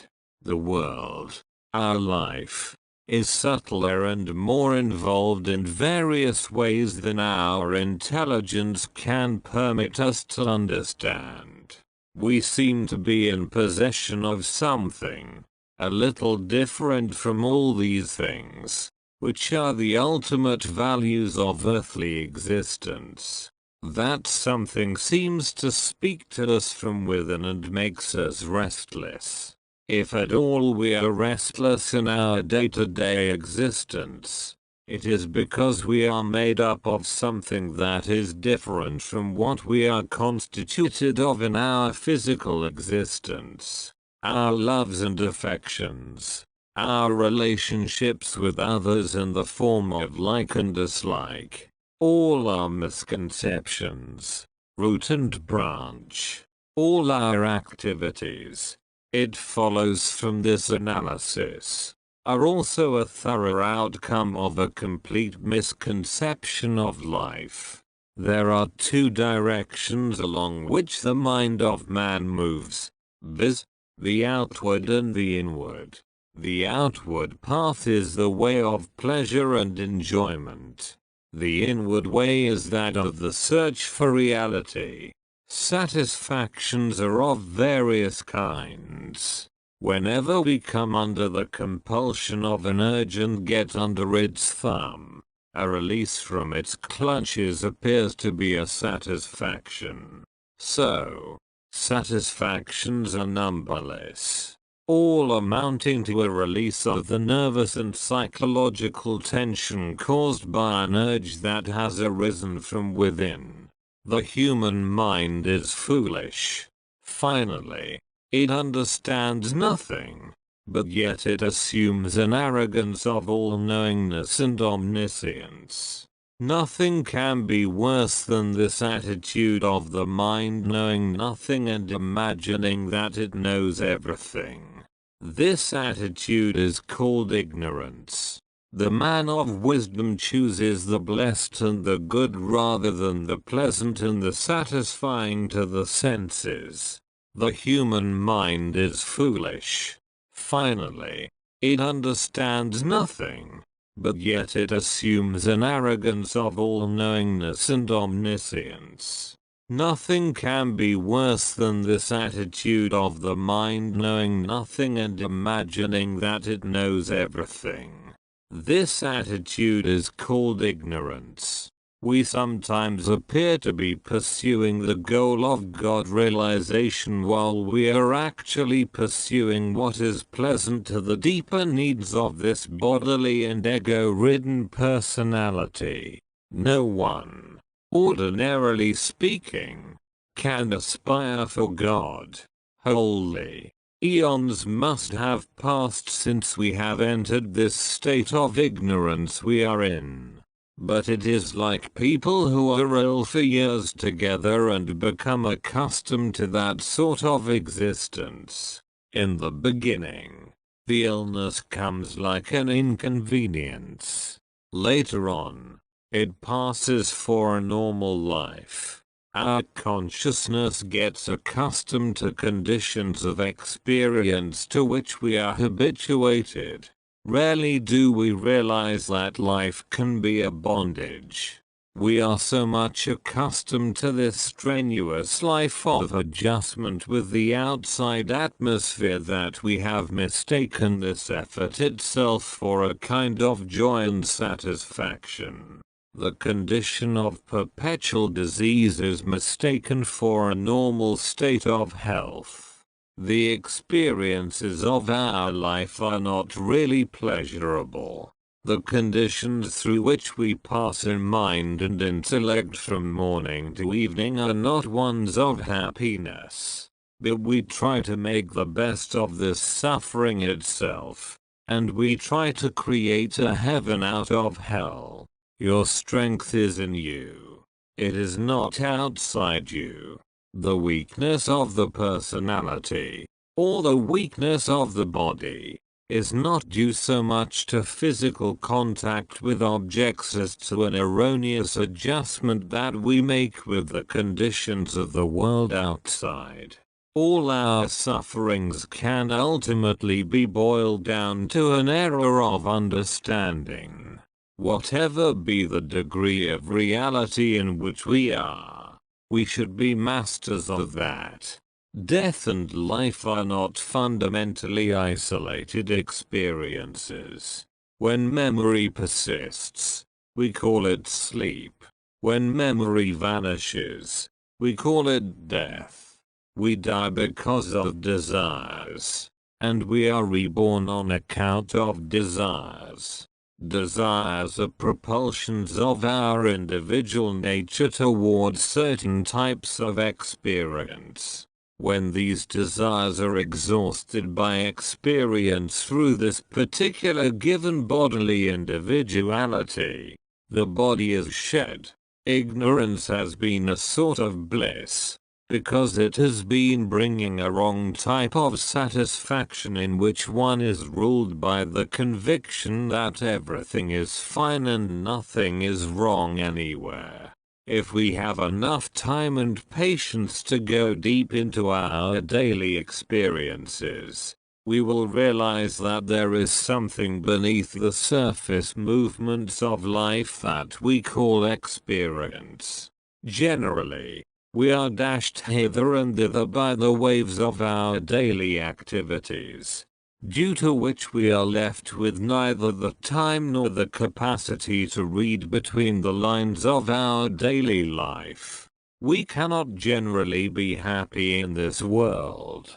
This is certain, because happiness is nothing but an automatic consequence of the attainment of perfection. However, the more we move towards perfection, the more we are happy.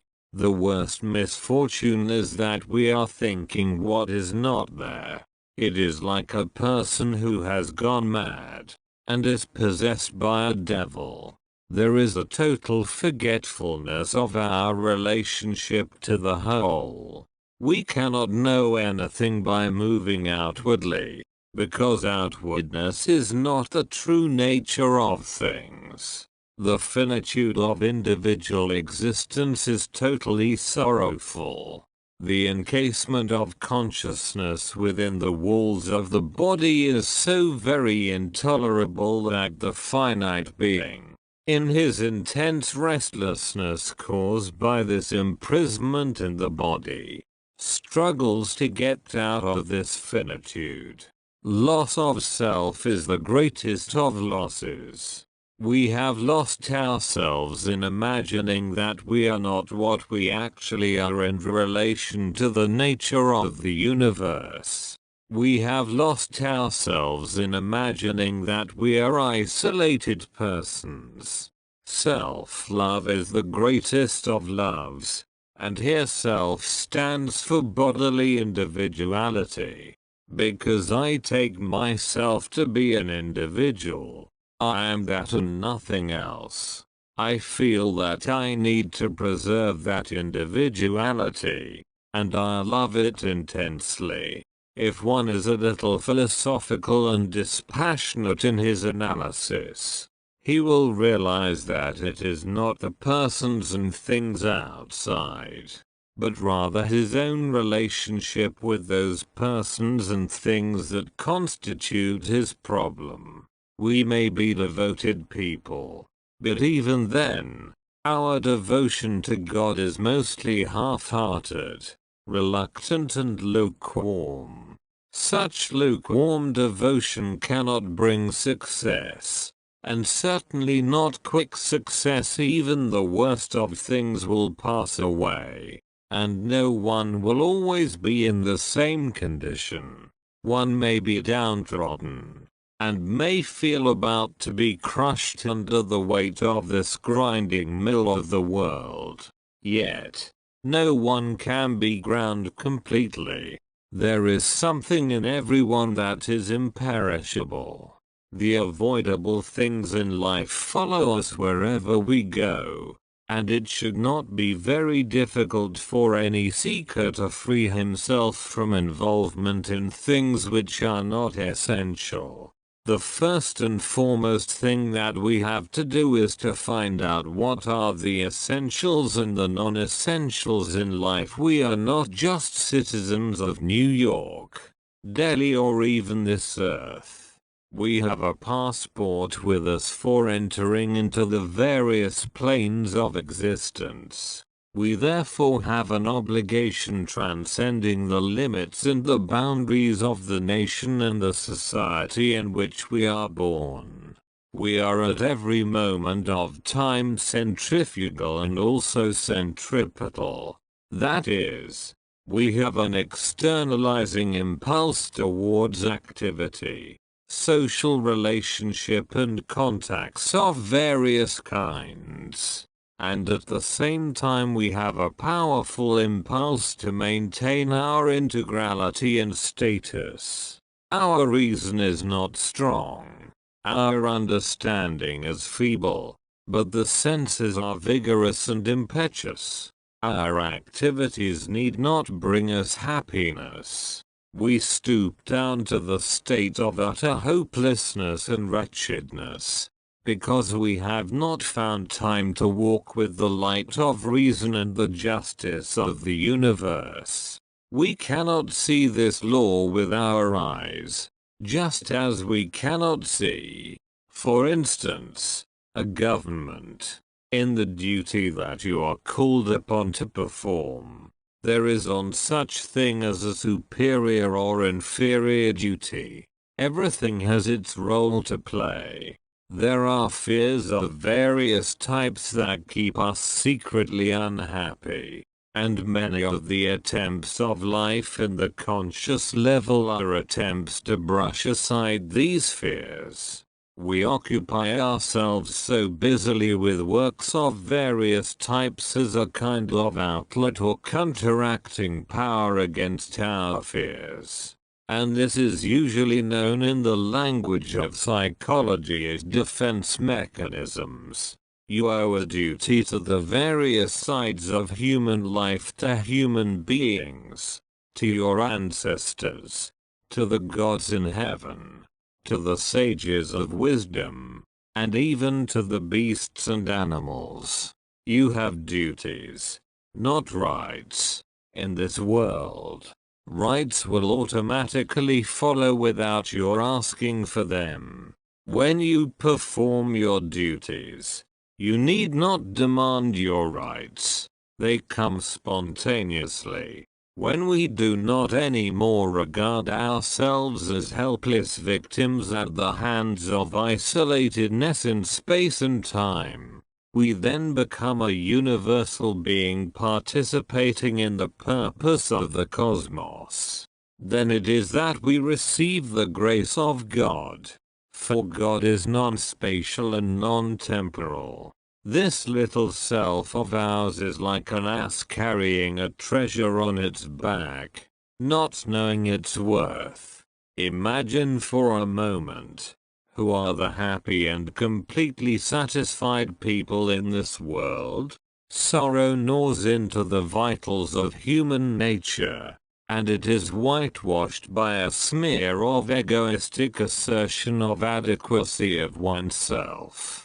That you cannot find a single totally satisfied individual in the world is a matter for deep consideration. When I am seeing a person in front of me, what do I think of that person? Many ideas arise. This person has come from New York. He is the son of so and so, working in that office, with so much education. This person's name and form are like this. What other many things can I think about the person? But none of these descriptions really are that person. The involvement of the human personalities is so intricate and almost beyond imagination that, ordinarily, success may not show its head even after years of practice. But persistent effort will have its own results. 3.7 The universe. The universe is a complete organism, comparable to the human organism. So to say, a complete organism is a total selfhood in its nature. Its selfhood can be compared to one's own selfhood, because it is inseparable from one. And one is inseparable from it. Man's strength depends upon the energy of the cosmos. He derives his strength from the universe.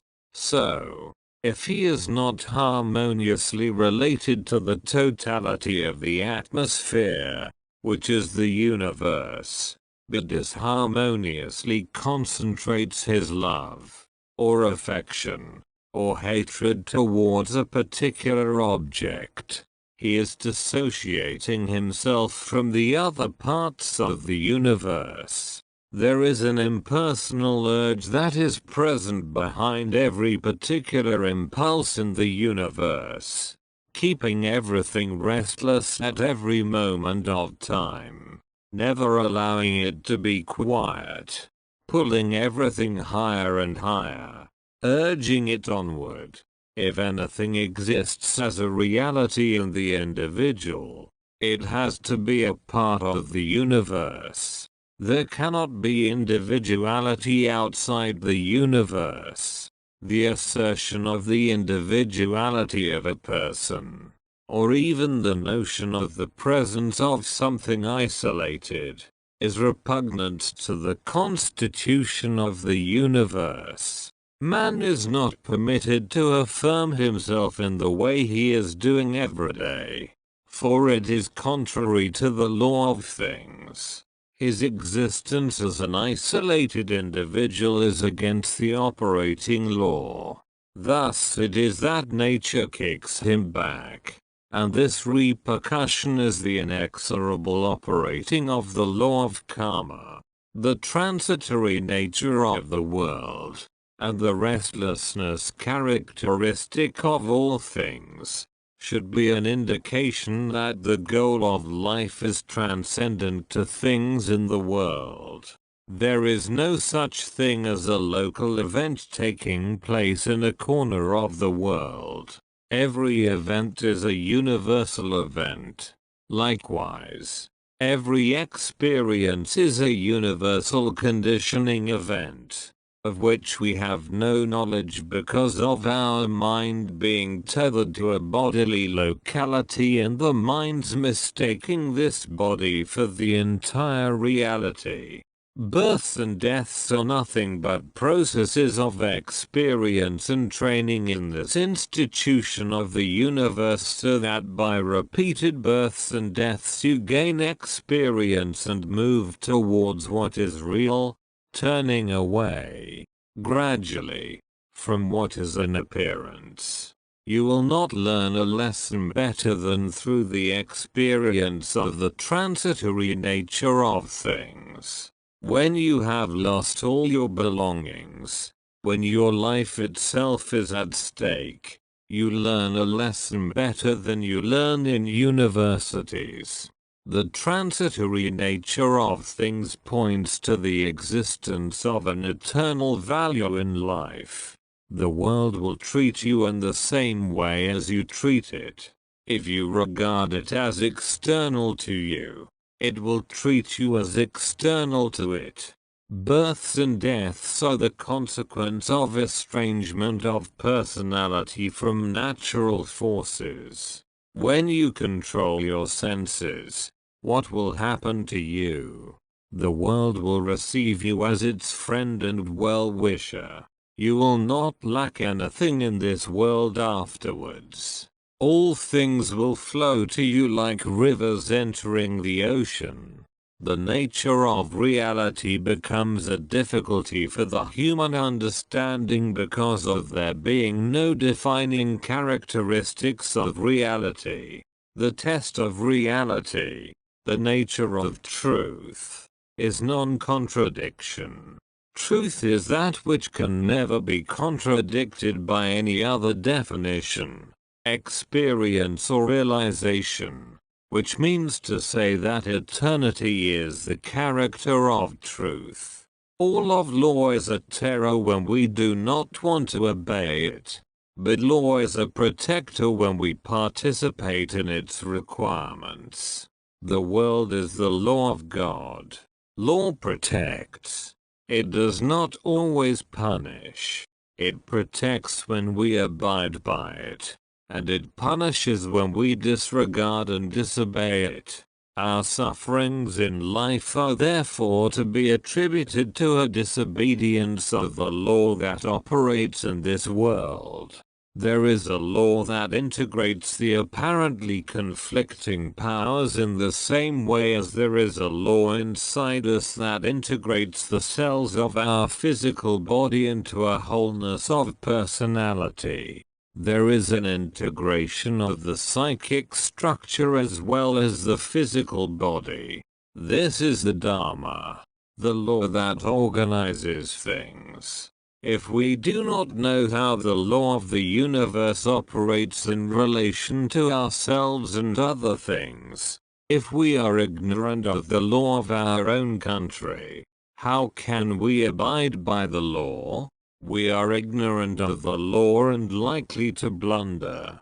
The punishment for our transgression comes upon us as grief, sorrow, unhappiness, and insecurity, a feeling that something is wrong.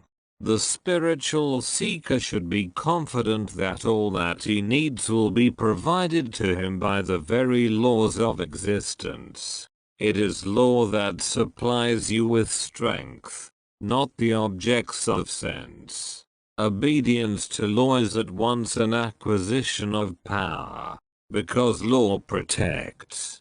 The whole of the universe is death manifest, says Buddha, the great seer of our own historical times. Death becomes the teacher when we get awakened to the fact of this procession of the transience of everything, the turning back of the effect into the cause, or the realization of God as God, the return of consciousness to its own self, which is the ultimate naturalness of things, is the purpose of the universe.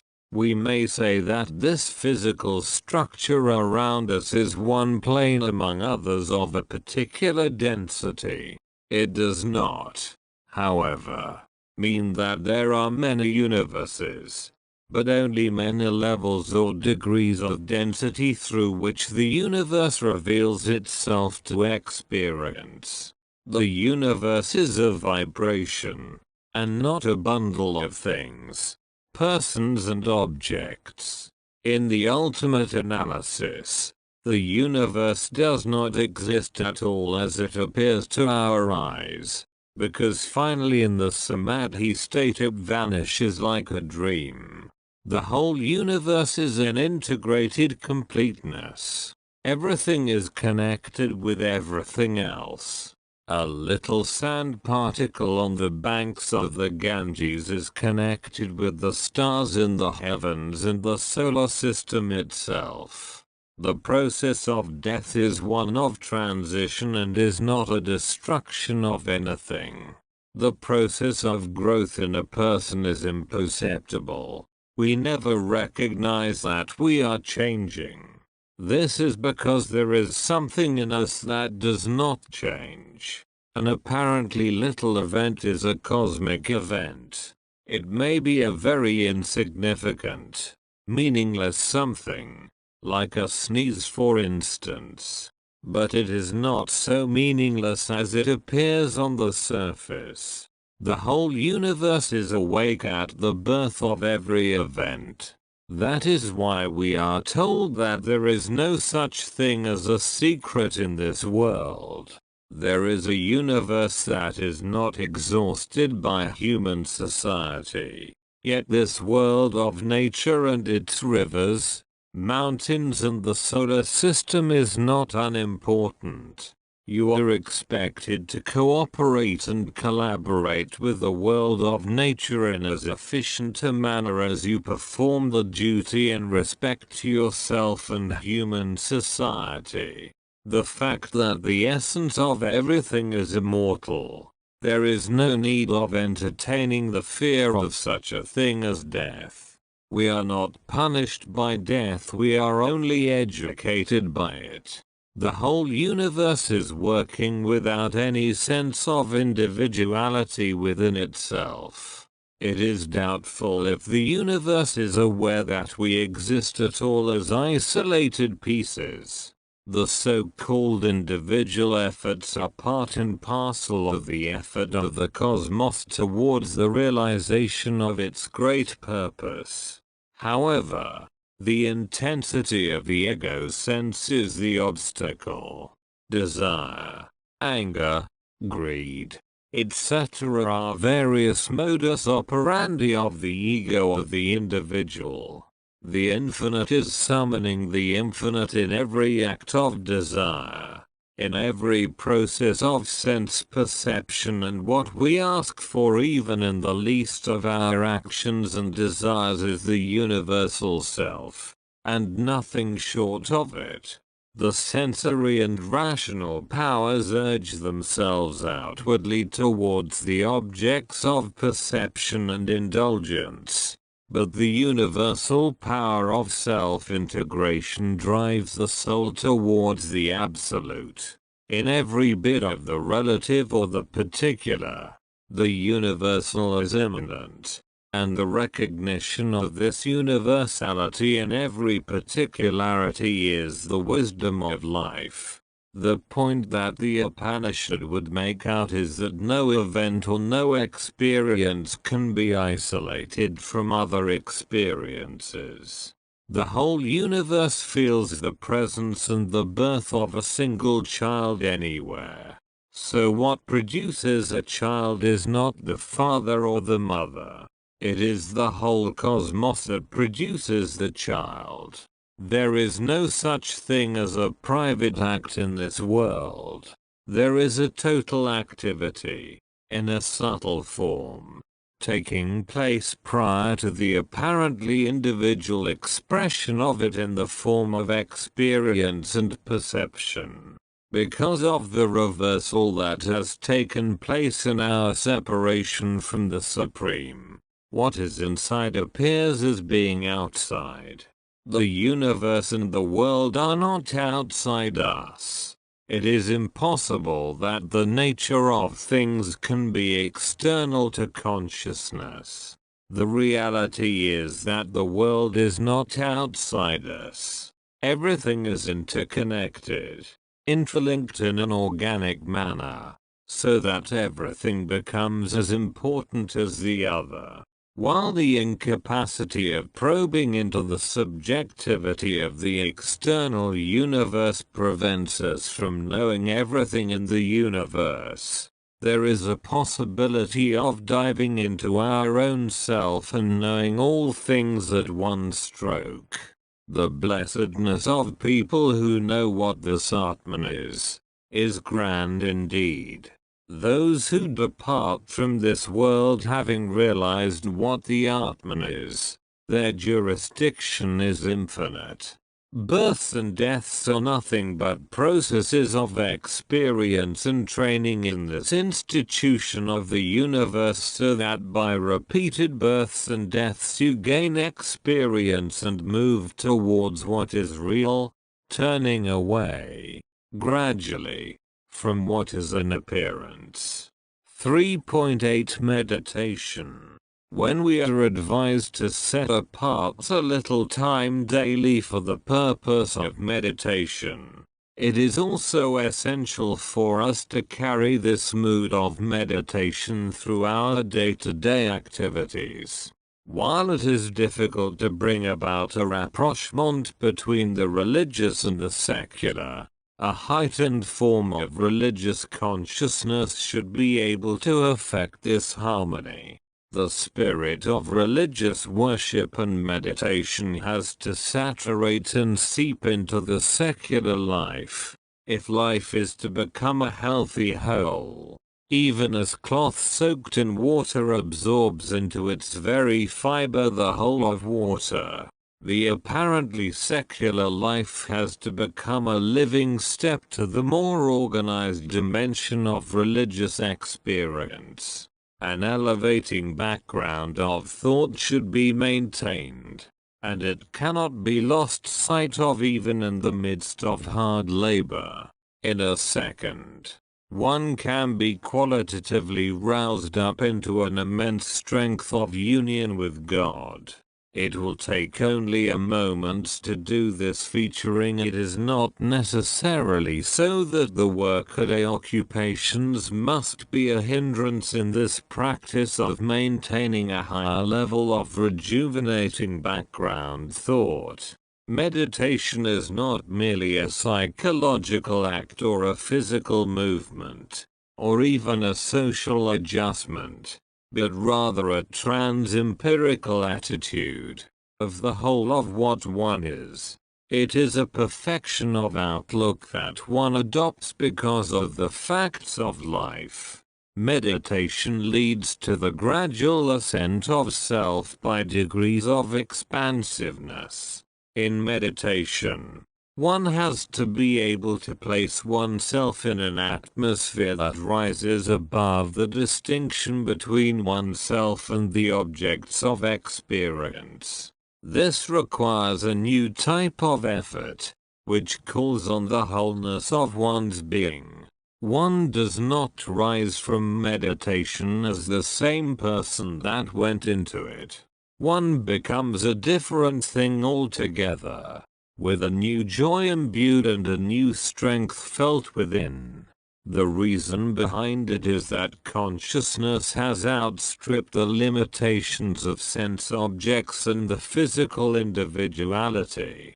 Meditation is the highest form of relaxation, where one is free from tense moods, where one is not even aware that one is concentrating or doing anything at all. One is completely released of all vexations of sense. When we are in a non-subjective position, which is the position of meditation, we are friends of everyone. We become benefactors, well-wishers, philosophers and guides of all. Like a small ball of mercury that cannot be readily held in the hand, the mind will slip out of our control when we try to meditate. However much we may struggle, it will not concentrate itself. It is like a wild bull that will gore us to death, rather than accept our admonitions or teachings. So, the yoga student has to proceed very slowly and very cautiously. The mind has been accustomed to imagine that there is great value in its connection with objects. The first and foremost duty of a yoga student is to educate the mind with regard to its proper relationship with the objects. Even after we are properly educated and we have an understanding of our situation intellectually, our instincts will have their own say once again. This is because the instincts are more vitally connected with the stuff of the mind than the rational faculty. The ideal chosen for the purpose of practicing meditation should be such that it will draw our attention wholly, and invoke our devotion and love. The love that is stirred up in our heart by our ideal is the power that will drive us towards that ideal. Concentration on any idea or ideal, external or internal, breaks us not of the mind, and then we automatically know what is behind the mind. The purpose of concentration is to break through the bubble of the mind that covers the inner eye. A name designates a form, and a name of God should have some similarity to the nature of God himself. God is omnipresence and all-pervading completeness. One has to be able to appreciate the deep meaning hidden behind the symbol of Om in order that one may utilize it successfully in meditation. Because this name designates that form, we may safely say that Om is a complete symbol, a superlinguistic symbol that does not belong to any language.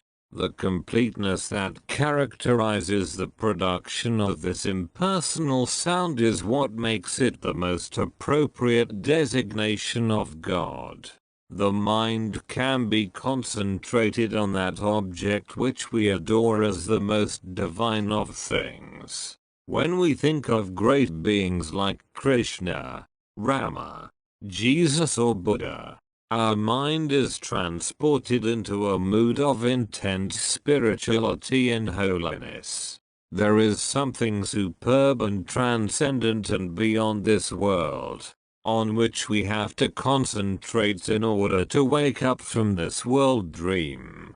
We are still sleeping, compared to another waking which is cosmic or universal in its nature.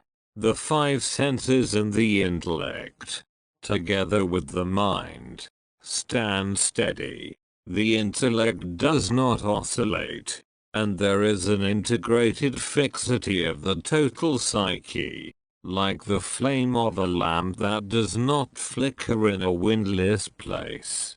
Such is the nature of this great achievement called pratyahara, withdrawal of the mind from objects. Meditation is not an experiment that we make with things. It is an inrush of the soul towards that about which one is fully convinced. There is no necessity to conduct any kind of experimentation in regard to it. The false idea that meditation is an individual effort has to be removed from the mind. There is no such thing as individual meditation also. Meditation is a cosmic activity and not an individual effort.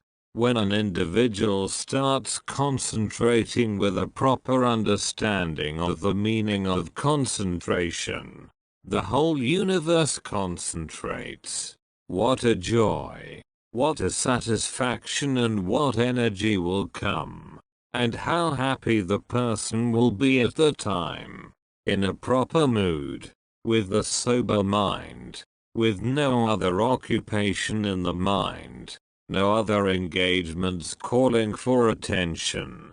One should be seated in a posture, and one should try to concentrate the mind. That which we have to reject in meditation is not the thoughts themselves, but the way in which the thoughts function. As the meditator advances, he becomes more concentrated, because then he enters into greater insights. Jap of a name of God, concentration on the meaning of the mantra, or the formula containing the name, is regarded as perhaps the best method to bring the mind to the point of deep concentration. Mantras are like fire, great forces of directive intelligence. We all are emotionally connected to things. These emotional connections have to be brought into right relation, directly or indirectly, with the purpose of our meditation. Communion with reality is samadhi. That is the goal, and that is yoga proper. But every stage of conscious experience may be regarded as a tentative reality with which one has to establish a communion. Right from the early stages of yama and niyama, and later through the various graduated evolutionary stages in the course of the ascent of the individual soul. When we come to the climax of deep meditation, according to Patanjali's system, we confront reality in its true colors and not as it appeared previously to the empirical individual. When you sit for meditation, there should be no preconceived background of obligations of any kind. It would be advisable for every person who is doing the practice of meditation to see that immediate obligations are fulfilled before sitting for meditation. It is not the time spent in meditation, but the need for it that is important. If the mind does not feel the need for meditation, a mere prescription of place and time will not be of much benefit. The mind is a trickster. It always deceives us from moment to moment because it does not have a continuity of moods. The mind is absolutely steady when it is in the presence of that which it likes immensely. Hence the importance of the choosing of the ideal of meditation. The all-pervading nature of God excludes nothing from its purview and inclusiveness, and that which we regard as the best thing in our life may be regarded as our object of meditation. Anything can be a suitable object. The purpose of meditation is to break through the fort of the mind that has guarded itself very securely in the prison house of this body. When you practice meditation, you are clearing the debris of your personality. It is as if you are sweeping your room that has not been dusted for years. Those who are capable of tuning their minds in an undivided manner to the all-inclusive almighty being, they lack nothing. A whole-souled absorption of all thought in God, to the exclusion of any other idea, is the highest spiritual practice. If continuous contemplation of God is found to be impracticable, try your best to sit for meditation every day in a tenacious effort to fix the attention of the mind on God, notwithstanding that an entire absorption is not possible. Whoever has attained any kind of greatness in life has achieved it only through the power of concentration. If we start thinking of 100 things, we will achieve nothing. We should apply ourselves to one thing only at a time. Apply our heart and soul to it, and then we shall succeed. We have to meditate that everything comes from that. Everything is sustained in that, and everything returns to that. That which is the origination, the sustenance and the dissolution of all things is this Brahman. This Brahman is what I am. Thus should we meditate. The moment we get up in the morning, this thought should come to mind.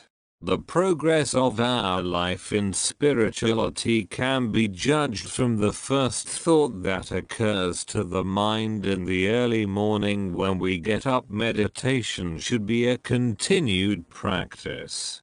How long should we continue the meditation? We must continue until we attain self-realization or until we die, whichever is earlier. Fickleness is the nature of the mind. The body does not finally know what it wants. That is to say, the mind, so-called, does not know what it wants. This is so because there is a contradiction between the affirmation of individuality through the physical body, and the infinite longings that seem to be there lying at the back of the personality. This is what the mind is telling us. I will not listen to you. You may say anything, but I have some other way. How will you deal with it? A direct attack is not always going to be a success, even in military operations. Great wisdom is to be exercised. We have to retreat. We have to move forward. And we have to become invisible for some time, if necessary. The mind goes everywhere, roaming throughout the world, wanting anything and rejecting anything. Put a fence around it, and within this limit only it must operate. Give it whatever it wants within the limitation. Do not deny everything. But you cannot entertain little petty desires and then sit for meditation. The world opposes you in the beginning stages of meditation. When you churn the mind for the sake of treasures that you seek, the treasure will not come. It is the potentiality of attachment still persisting. Even in the initial stage of meditation, you will see that you rise up from mediation as a new individual, as if something has entered you or has been injected into you. You should not sit for meditation with a brooding, despondent mood. It may be or may not be.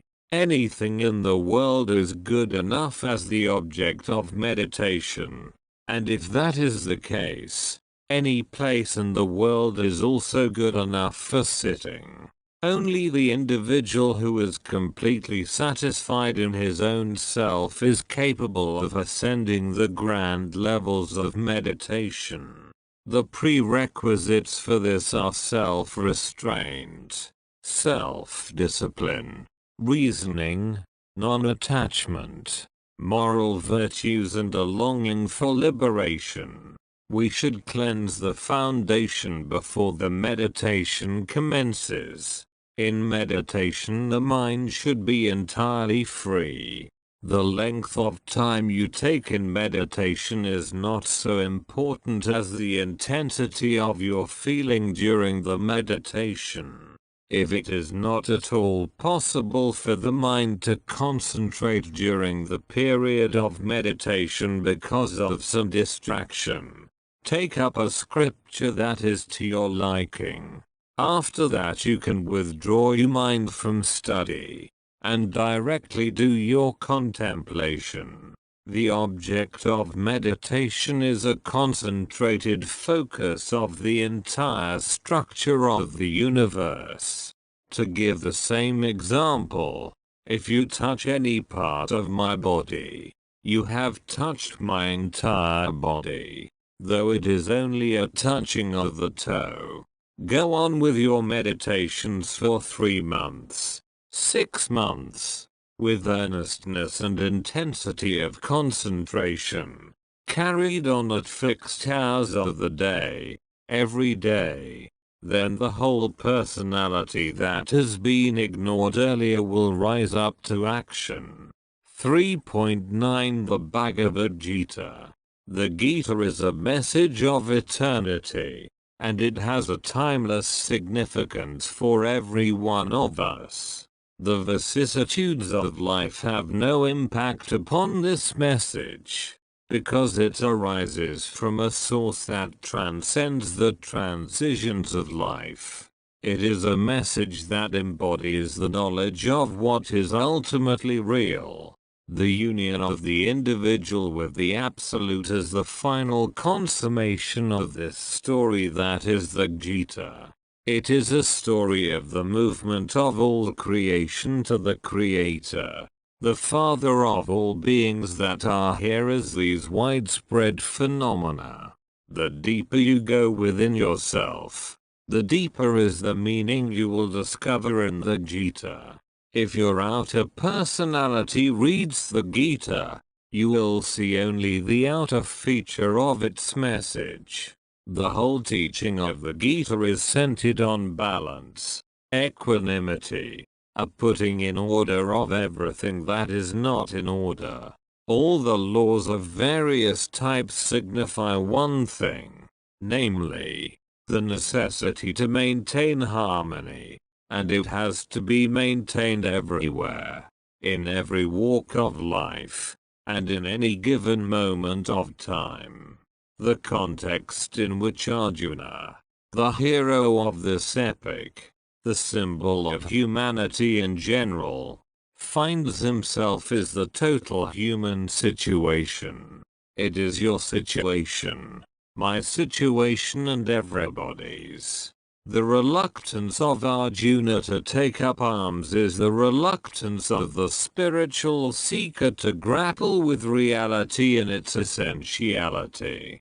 The dejection, or the mood of melancholy in which the representative man, Arjuna, found himself, has been described as a spiritual condition.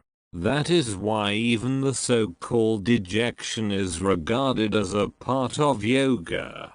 The Gita regards life itself as yoga. The way in which we have to live in this world is yoga.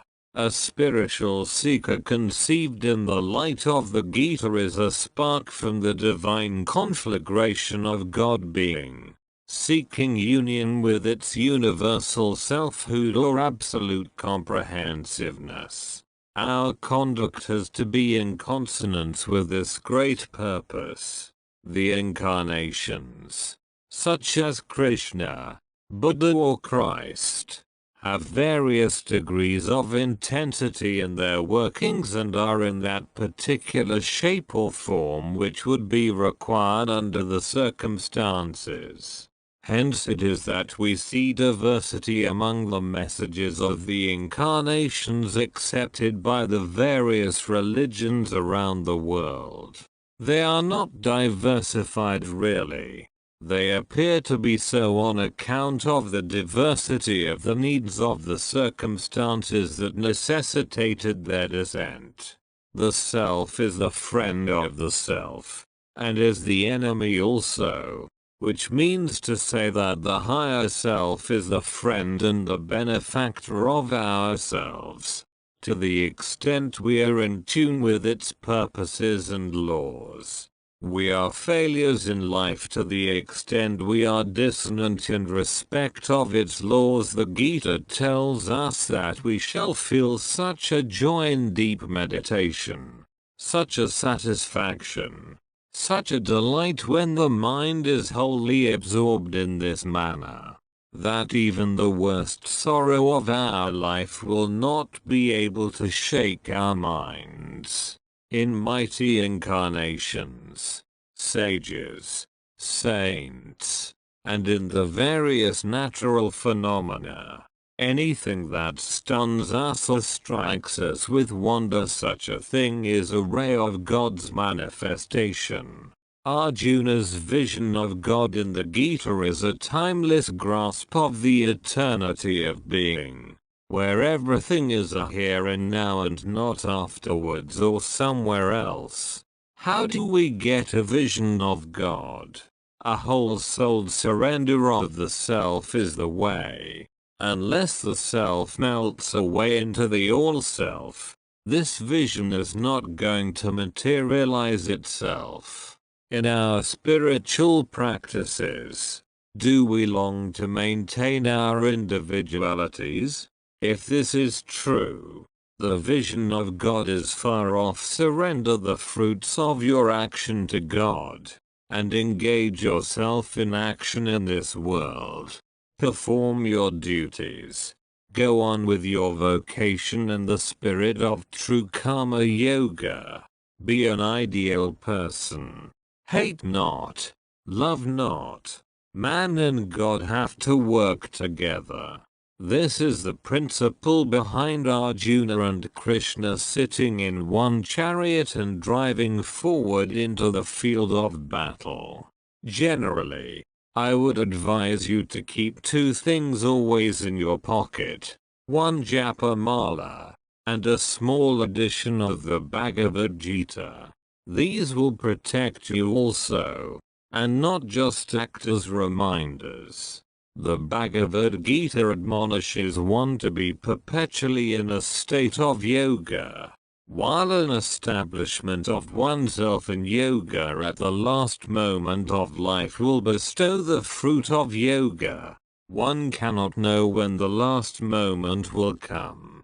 While death may take place after many years, it can occur in the next moment.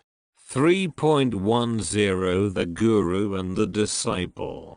We cannot easily get over the old psychological prejudices concerning the externality of things.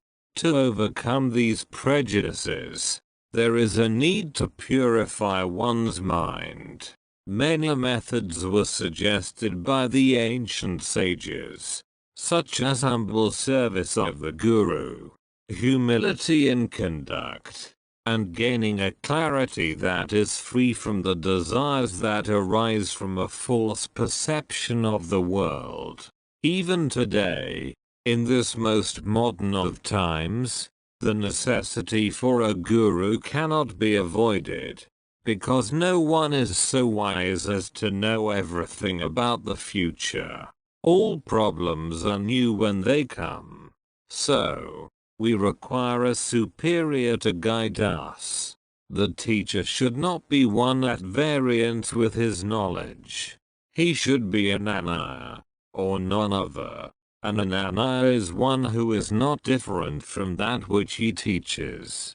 Nowadays, we have learned men, professors, who are supposed to be repositories of knowledge, but their life is different from what they preach. Knowledge becomes meaningful when it is lived, and not merely taught, or heard or read about. You approach a guru who is established in the knowledge that he has acquired, in whom knowledge has become a part of his being and life and practice, and who has also the blessing of the power of expression. This knowledge cannot be obtained through mere study for oneself. It requires the grace of a master.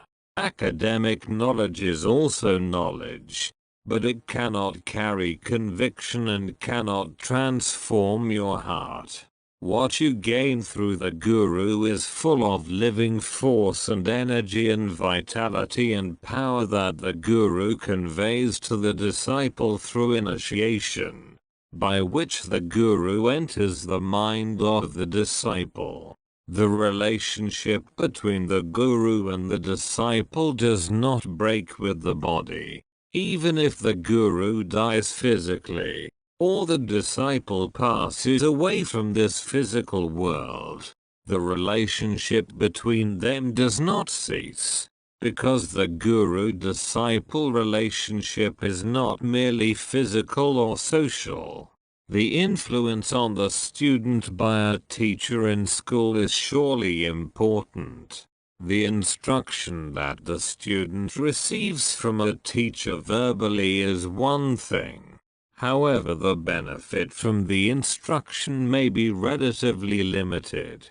On the other hand, when the guru speaks to the disciple, the soul of the guru makes an immediate impact on the mind of the disciple. This is because the guru is not an ordinary human being, but he is one who has passed through the various stages of yoga training and acquired the ability to teach. The student surrenders himself to the teacher wholly and solely, and the teacher takes on the responsibility of looking after the welfare of the soul of the student, and not merely his intellect.